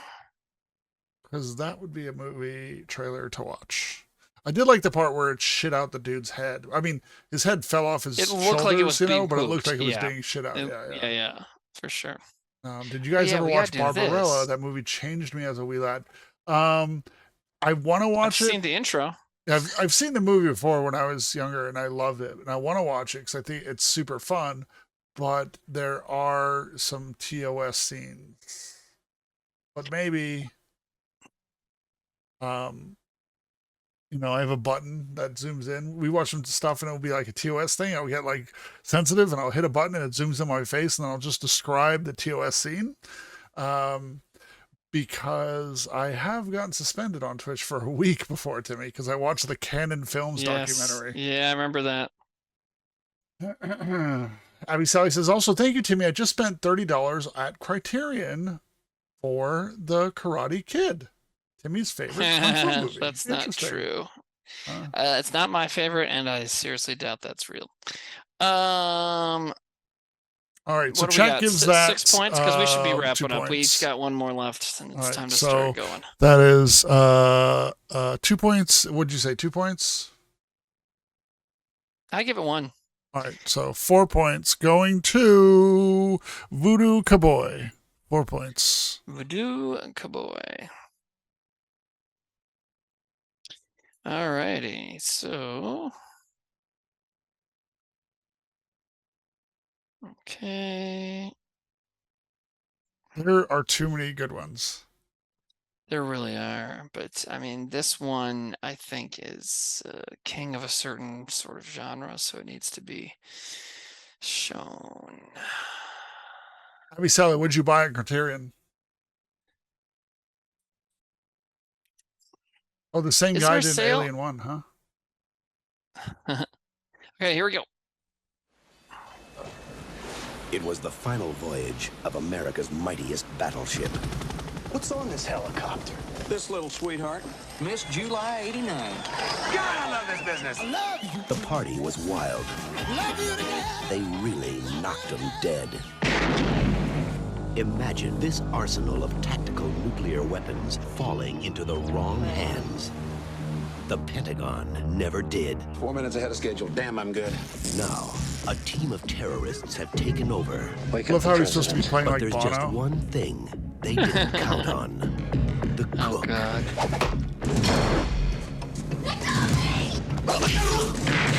Are you like some special forces guy or something? No, I'm just a cook. Oh my God, we're gonna die. God. This is not the work of a cook. I want you to coordinate your efforts with us. Yes, sir. I see that you completely disobeyed my orders. Roger that. Roger that. Ryback is an ex-SEAL. Expert in martial arts, explosives, Stand back! weapons and tactics. I also cook. The Nimitz is tracking 2 Tomahawks just launched from the Missouri. Where are they headed? Honolulu. Happy trails. Steven Seagal. I know you, don't I? Tommy Lee Jones. Been a long time. I'll see you in hell, sailor boy! Under Siege. Hell yeah. Hell yeah. I know Steven Seagal's done a lot of movies, but I think that's it. Like, that's the number one. That's the best That's his Steven movie. Seagal movie. Yeah, well, there's a couple earlier ones that are good. Hard to Kill's fucking hilarious. Hard to Kill is the one he's like in a coma for a little bit. Yes, and he comes out of the coma and sees that the man who betrayed him is now running for senator. Huh? Yeah, yeah. I mean, it's great, but I still think Under Siege is better. Right. Well, I just want to quick say this about Hard to Kill because it's one of my favorite things that's ever happened. So he wakes up out of his coma and he sees the dude that betrayed him years ago is now running for Senate, and he sees a commercial on TV. And the guy running for Senate makes some sort of promise in the ad. He's like, I'll do this for you, and you could take that to the bank, and then points at the camera. And then Seagal like has this fake beard on, just woke up from his coma. And by the way, his character in that is named Mason Storm. And he goes, I'll take you to the bank, Senator.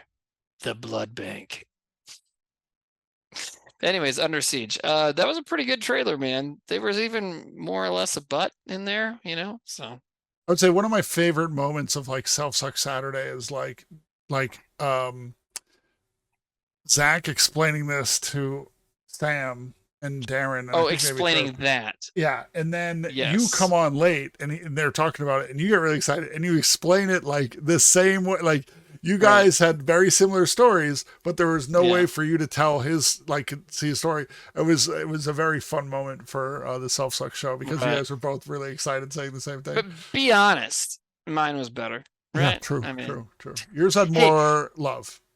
But without looking it up or, what do you think this director's next film was? Do you know? No, what year was After Under Siege? Yeah, so the guy who directed Under Siege, you know what he did next? Under Siege 2. No. The Fugitive. The Fugitive. The Fugitive. Shit. Yes. So Andrew Davis, and I don't think he's ever gotten better than The Fugitive. I mean, did you do U.S. Marshals? No. Which is not better than The Fugitive anyways. But so The Fugitive is like Andrew Davis's like top. But so he's a Chicago ex-cop, and he did a bunch of Seagal movies. He did some Chuck Norris movies. And then he did that, and then used his cred from doing Under Siege to make The Fugitive. And there's those two cops in The Fugitive, those great Chicago cops. Like, if there was a one-armed man, who is he? Color his hair, color his eyes. That guy. Those dudes are actual ex-cops that were friends of this guy. So it's kind of interesting. Anyways, that trailer I think was good, and I give it 2. Chat's giving it 2. What are you doing? Yeah, I have to give it 2 points as well. All right, that is 6 points going to Faux Baka. Which Faux is that? Baka? Yeah, it says Faux Baka. What's going on there? I don't know. Is that somebody new? The context says Steven Seagal saw Die Hard and some producer threw a ton of money to make it happen on a boat. Yes. Well, as I told Nate earlier, that writer I mentioned, Outlaw Vern, the way he refers to the Under Siege movies is great. He says Under Siege is Die Hard on a boat, and he calls Under Siege 2, which happens on a train. He calls Under Siege 2 Die Hard on a boat 2, Die Hard on a boat on a train. I just love that joke. This is the last one. You're picking the last one. Yeah, I'm so overwhelmed because there's like a lot of crazy stuff that like there's so many good and the thing too is there are a lot of people that have submitted things that have never submitted before, so it's what we want to say, Gooby, what is how fucking dare you? Like, why don't you fucking chill out? We might have to do a sequel of this. We might have to do a part 2. All right, so I'm gonna end off this one here. What do you think of this? 94. Oh, trailer number 94. Yeah, what do you think of that?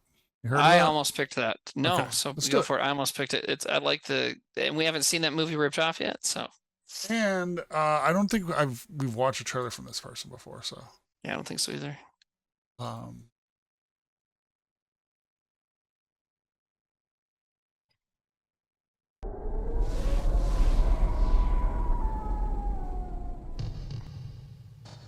25 years in the future, the ultimate weapon 10 years against crime will be the judge, jury, and executioner. And it will not be human. But here, the future has already arrived 25 years too soon. Impossible. Wait, what? So it time travel? Or Robotic. The transfer of this looks great. Is this a Vinegar Syndrome? No, it said Screen Factory at the starting. That's Shot Factory. It's another label. Tactical. But yeah, same thing. Operation. And you're right, it looks great. Research. Rotor. Dude, I love the puppet its thing. prime directive to judge. They even said prime directive. Anything that stands in its way. The Rotor walked through a busload of nuns to get to a jaywalker. The perfect police officer. He said the Rotor went through a busload of nuns? Won't stop. Or he would go through a busload of nuns. A prototype. That's a real stunt. Of what That was a great stunt. It's like a broken ankle right there, bro. But pray, it never comes to this. He's programming himself. An unstoppable force. Without flesh and blood.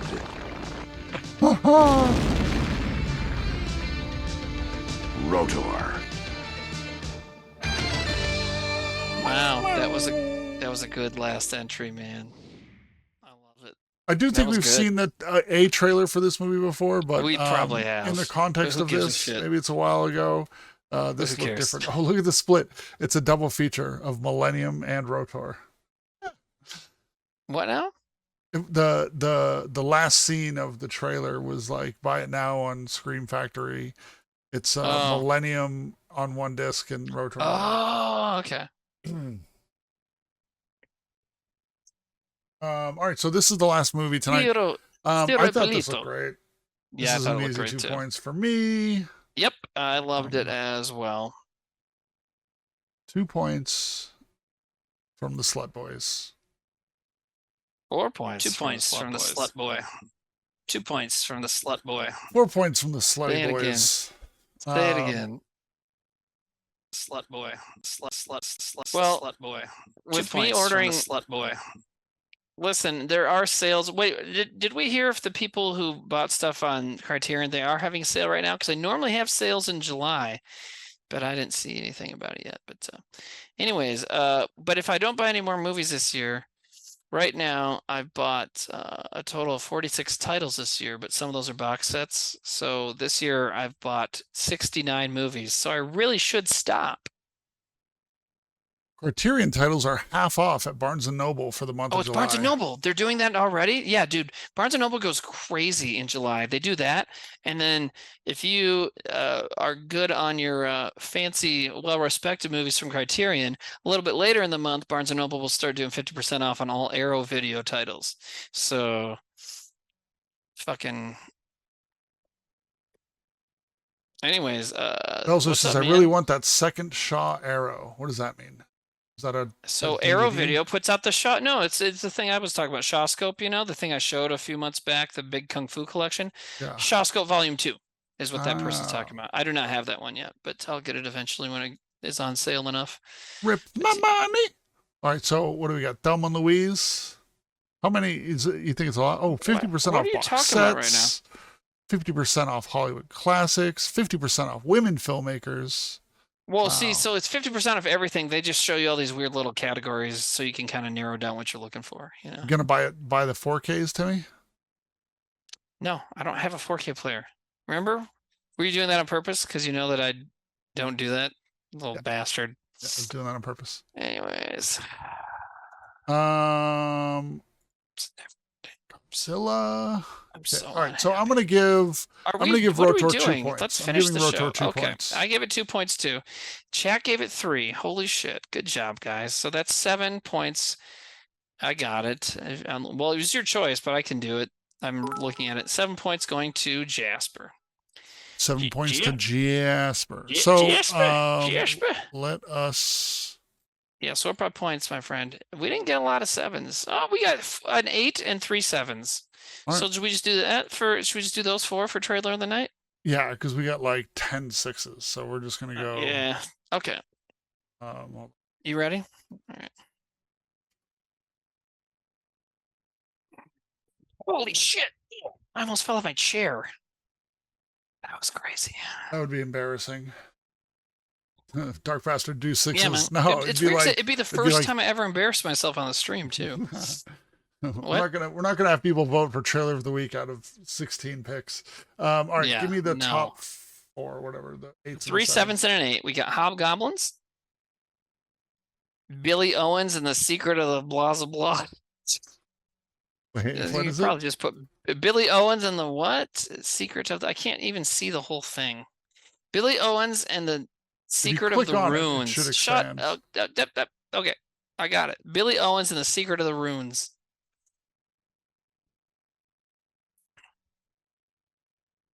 And then Rotor. And then The Dragon Lives Again.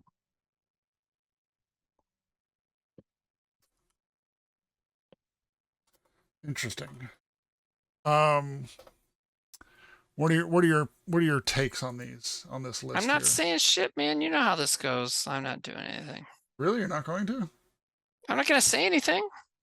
You're not going to give your impressions on these? No, because then I don't want to skew it. Yeah, well, you never shy about that shit. No, I'm just going to say, I mean, this is a strong top 4 here. Hobgoblins was like a Gremlins ripoff. That was just kind of lunacy because they also like granted wishes. Billy Owens was like the shot on video looking like Harry Potter, which just, it seems like it was just people lying around. Hey, you want to be in a movie? You want to play the Harry Potter? Billy Owens? In like a town like Watertown. Yeah. Yeah, that was great. You know? Rotor is obviously like a RoboCop kind of thing, which I think got a little time travel thrown in for good measure. Seemed like it. The Dragon Lives Again, I think was my favorite, but I think on theme style, you know, maybe a little less on theme as far as like what the structure of the movie was. But I do love it. Like it was fucking bonkers bananas to me. And it's, I am happy that a movie like that exists. You know what I'm saying? Mm-hmm. Yeah.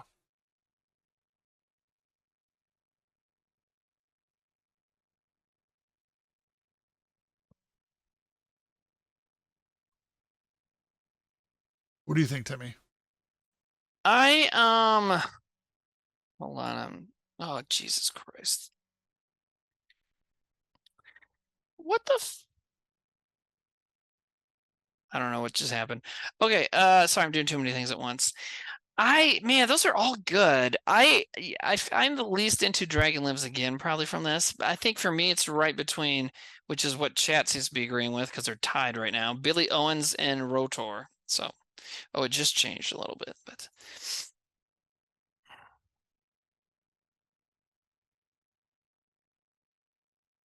I don't understand what just fucking happened. Okay. You don't understand what happened? What, did you break your computer? No. I'm trying to.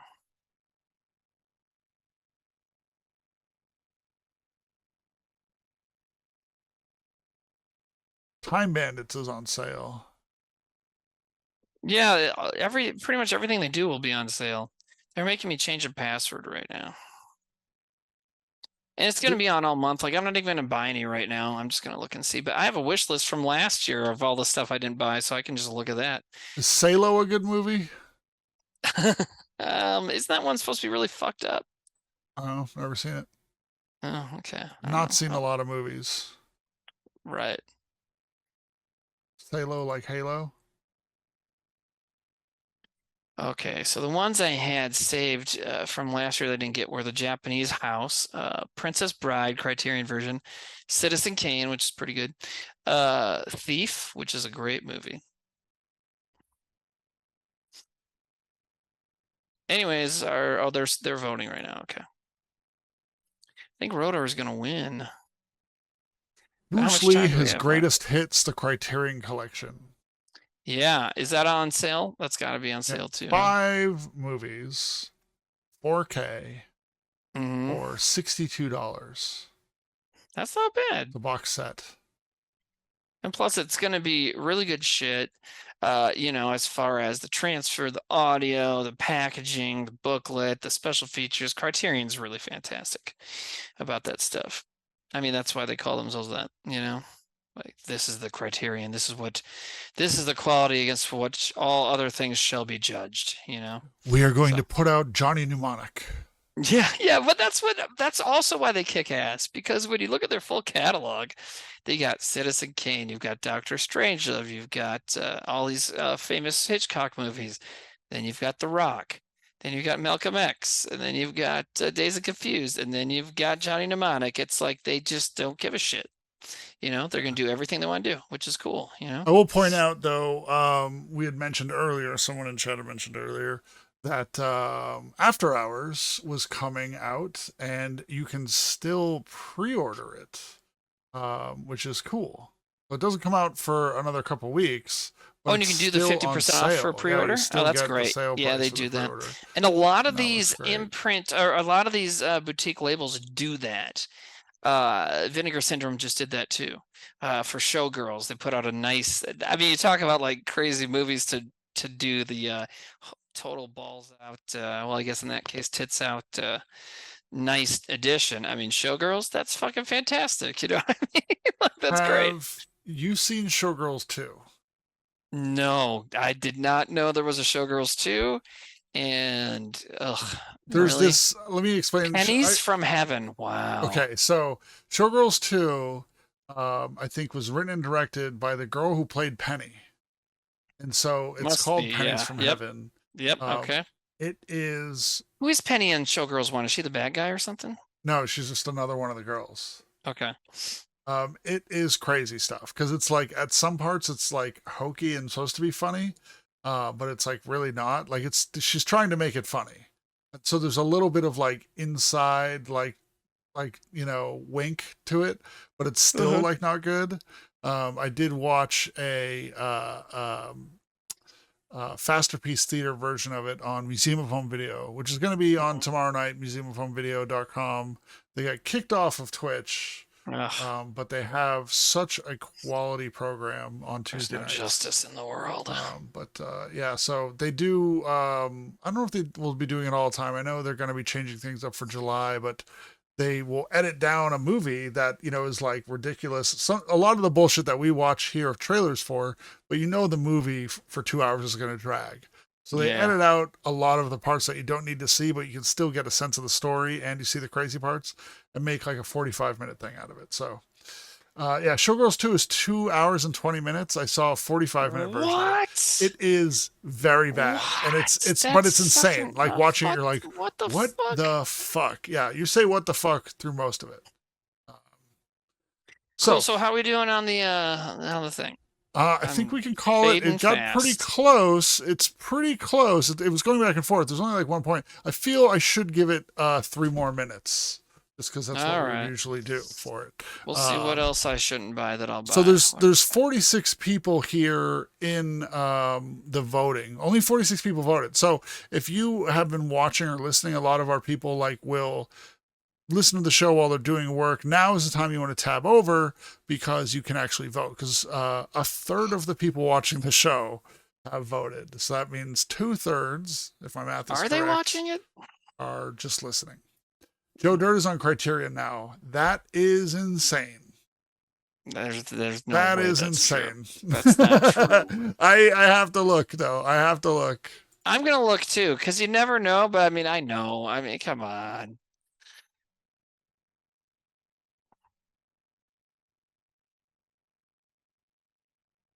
David Spade directed Joe Dirt. It is not Criterion, but that would be great. If it was, I would buy it just for the funnies. That's why I bought the that's Johnny Mnemonic black and white. Right. I don't think there's any special features on this. I really the one wanted you that got. featurette. Yeah. Denny Gordon directed Joe Dirt. David Spade wrote it, which is also a thing, but not directing it. I would recommend the Kubrick ones and the Cronenberg ones. I already had the Kubrick box set, and what I hate is when people say Kubrick. It's Kubrick, right? Yeah, but when people say Kubrick. By the way, it's not just box sets. All their titles are on sale, and so if anybody's looking to get into movies, Criterion's a great way to do it, because like we've been saying, they have across a spectrum. If you want to find weird niche Norwegian black and white movies from the 50s that they show in film school, not Norwegian, but Swedish or whatever, Wild Strawberries, stuff like that. They have that. They have Johnny Mnemonic. They have The Rock. They got Coen Brothers. They got, it's cool. And so their movies are normally, their Blu-rays are like $40 because they're so well done. A lot of them have more than one disc, tons of special features and stuff. So it's worth the money. Normally, I've never bought one full price because there's always good sales. So right now they're $20. So it's definitely worth it. And some of the ones I have, Badlands, which is a Terrence Malick movie, really, really good from the 70s. Because I love Terrence Malick. I was starting to explain it, but you go ahead. What? Because I love Terrence Malick, Timmy. Right. Which one is Badlands? But I was literally talking about it when you asked. So when I said because I love Terrence Malick, did that throw you off so much? No. That you had to stop and be like, I was trying to explain it. Because I was literally talking about it, then you interrupted me. And then it's like the same thing when you ask a question and then keep talking about the question when I'm trying to answer it. All right, I'm going to drag this out then, though, because you could have really just said, like, which one is Badlands? Dude, I love Terrence Malick. And then you could have, explained a bit because you're like, I just got Badlands. So they have a lot of good stuff. And if you'd like to learn more about movies than Nate knows, Criterion's a good way to start. So there you go. Which one is Badlands? Badlands. You ready? Okay, Badlands is from the 70s. Terrence Malick's maybe first directed movie, second, early on. And it's Martin Sheen and Sissy Spacek, and it takes place in the 50s. And it's based on a real thing that happened where this guy who's like in his mid-20s talked this teen girl to run away with him, and they ended up killing a bunch of people. And the original takes place in the Midwest somewhere, and for some reason, Terrence Malick, even though he's from Texas, sets it in South Dakota. But everybody has Southern accents, which we don't here because we're way up north. If we have goofy accents, it's normally the Fargo kind of thing. But anyways, but it's a great movie. So that's a good one to get, I'd say. Being John Malkovich has a great Criterion. Dazed and Confused Criterion is fucking awesome, and the case is gorgeous. So I would definitely recommend that one if you're looking for movies to get. Yeah, I have not seen Badlands, but we've seen the trailer in here before. And I was like, this looks fucking cool. Your brother loves it. Your brother turned me onto it like 20 years ago. You know, so what's the one where it's like what is that guy's name? Who's the guy that wasn't the prostitute in Pretty Woman? Richard Gere? Richard Gere. I think it's Richard Gere. Days of Heaven. Yeah. Yeah, I haven't seen I that love one. that movie. I fucking love Days of Heaven. What about Tree of Life was good. I don't think I saw it, actually. That was the Brad Pitt one and Sean Penn? As shitty as I am as a boyfriend, when I was dating Melissa, and she knew that Terrence Malick, I was a big fan of Terrence Malick, she bought it for me for my birthday on Blu-ray, and I never watched it. It's like, I'm not even trying to be shitty. Means. I don't think that means you're a bad boyfriend. I think that just means you're just a doofus. You know what I mean? Like, no, I think like subconsciously I wasn't watching it. I don't know. To be a dick? I don't know. It's very weird. Maybe. I mean, you know. Right, so it looks like. So, go ahead. Yeah. Sorry, continue. No, go ahead. No, go ahead. I was just say it looks like Rotor wins. Okay. Not by much. No, not by much at all. And I think your whole spiel about more people should vote got like, what, 4 more votes? Yeah, not many people more voted Fucking after people. Come on, you guys. Oh, God. Congratulations to Jasper. Oh, you know what else is, if you're just anybody out there with disposable income, well, you can give it to us, but also you can, if you're going to buy Criterion Classic or Criterion movies and you're not sure what to do and you'd like to just grab something, their classic cinema is a good way to like, because a lot of people that like movies, and myself included, never dive back far enough, in my opinion. You know what I mean? What do you mean? Far back in time. You know what I mean? Like, I just watched my first Charlie Chaplin movie ever, and it's because I bought it on a Criterion sale, and it was amazing. Oh, okay. City Lights, you know, so that kind of thing. Like, and so if you look at like their classic Hollywood movies, there's stuff on there that's like really awesome that a lot of people have probably heard about and haven't seen just because they're old, and a lot of people get turned off by old movies, which you shouldn't, because a lot of them are awesome. You know? Yeah. So that's good. Oh, The Great Escape is on there. That's fantastic. His Girl Friday is great. The Killing, which is one of Stanley Kubrick's first, with Sterling Hayden, who's awesome. They have some silent movies. Like I said, they have a bunch of Charlie Chaplin, tons of Alfred Hitchcock stuff. Yeah, dude, you know, if I had, like, I'm buying Lizard stuff, so when we get our Lizard, but if I wasn't, I'd probably go crazy on this sale. So it's my daughter's birthday. Should I get her like an old Fritz Lang movie? Hey, I know you always wanted Ministry of Fear, you know, black and white German film from 1932 or something. Oh yeah, Seventh Seal is on there. I don't know. Oh, she would love that. You know about has she that experienced stuff? depression yet? Right, yeah. Did you know Bill and Ted's Bogus Journey is sort of a reimagining of Seventh Seal? I love that. I did not. Isn't that great? Yeah. Well, the movie I referenced earlier about like really, artsy, nerdy film school only movies, and I said Wild Strawberries. That's the guy who directed Seventh Seal, Ingmar Bergman. The guy was fucking super serious. Anyways, we done? Yeah. What about next week? What are you gonna do for next week? I think we should do a sequel. I don't know if Just normally do you're this on more? the opposite. Well, I probably won't be on next week anyways. So Yeah. Well, if you're available, you're available. But I mean, we had like, all right, so Sam will enjoy it. yeah, I mean, we started the show with like 50-ish submissions, and then ended the show with like over 100 submissions, and I just deleted all the duplicates. Good job, everybody. Proud of you guys. Wow. If you submitted and it didn't get seen, we'll keep it up on the list, but you can submit more as well. So check that shit out.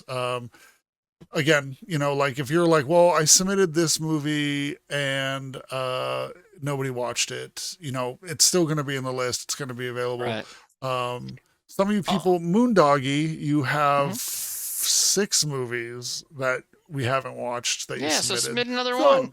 Yeah, maybe you don't need to submit as many. No, but don't submit more. I mean, but we could watch another one. Here's what I mean. Yeah, but don't we will watch. Yeah, but I mean, you already have a lot in the pipe. So, but they're going to be all together, so you don't really need to go deeper. Some of you guys only submitted like one. You have an opportunity to submit more. And if you submitted something if you submitted stuff and we didn't pick any of yours and we didn't pick yours at all, just make sure you take it personally. Right? Like, because Nate, I mean, you can back me up on this. If we didn't pick someone's trailers, it's because we personally do not like that person that submitted them. Right? Yeah. You know what you know what they are? I'm very sensitive. They're very sensitive. I'm very sensitive. Mythic, I almost played yours, but Mythic said yes and fuck you. Sure, I agree. We deserve that. That's yes and. I yes love that. And but, fuck you. Yes and fuck you. But I almost played yours, Mythic, but I have ADD, and then I picked something else, and then realized I never played it. So whatever. I won't be here next week, so you can, have some people that can remember things. Ooh, Kiss Me Deadly. That's another one I have. I bought on their sale last year. If you've never seen a film noir before, that's like one of the what's that word people say when they're trying to be fancy? Quintessential. And Kiss Me Deadly is one of the best examples of a MacGuffin, and Pulp Fiction took Kiss Me Deadly's MacGuffin pretty much verbatim. A briefcase with something glowing in it that you don't know what it is. So there you go. See, I'm too tired to go to sleep now, so I'm just lecturing about movies.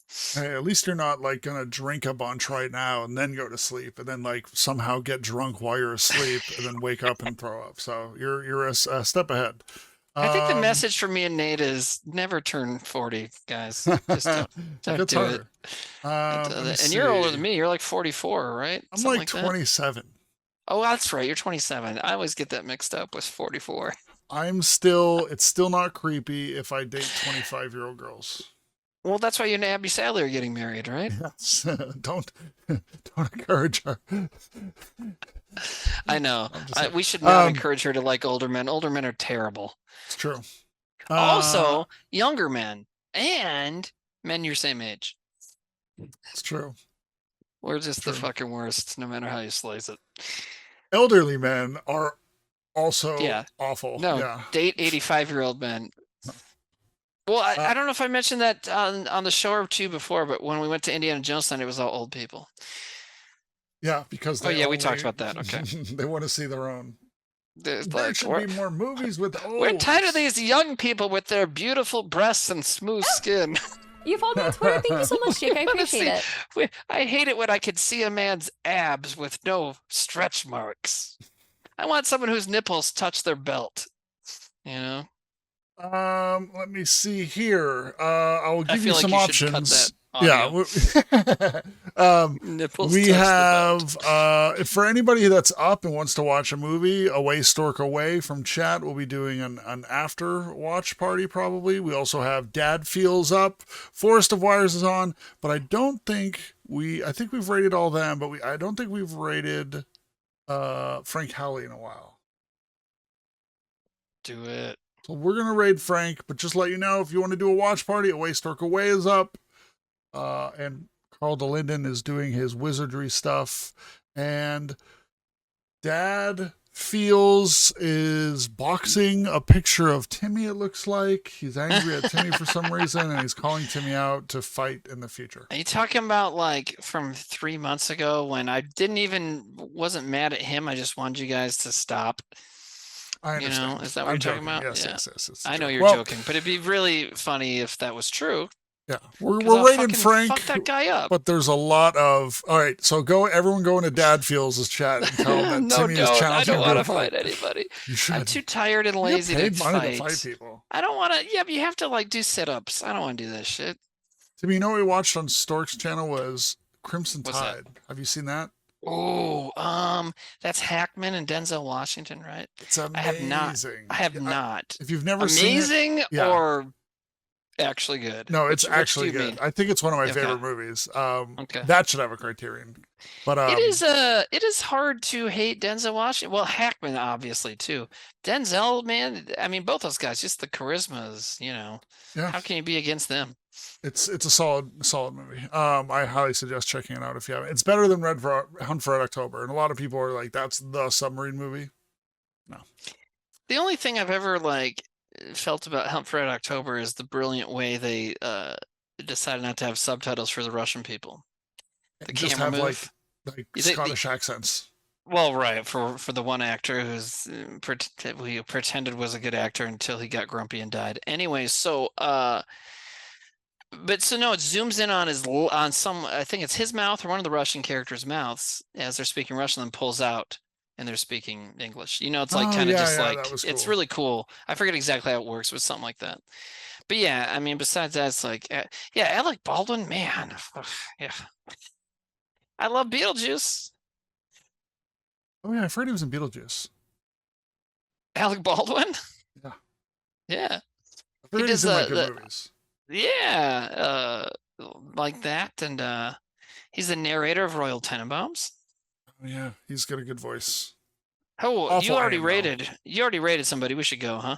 Yeah. Well, I started the raid and then I didn't want to cut you off, so I unrated. Okay, so we can raid now. You ready to go? All right, cool. Yep. All right, bye everybody. Tell Frank we said hey. Adios. Bye, Nate.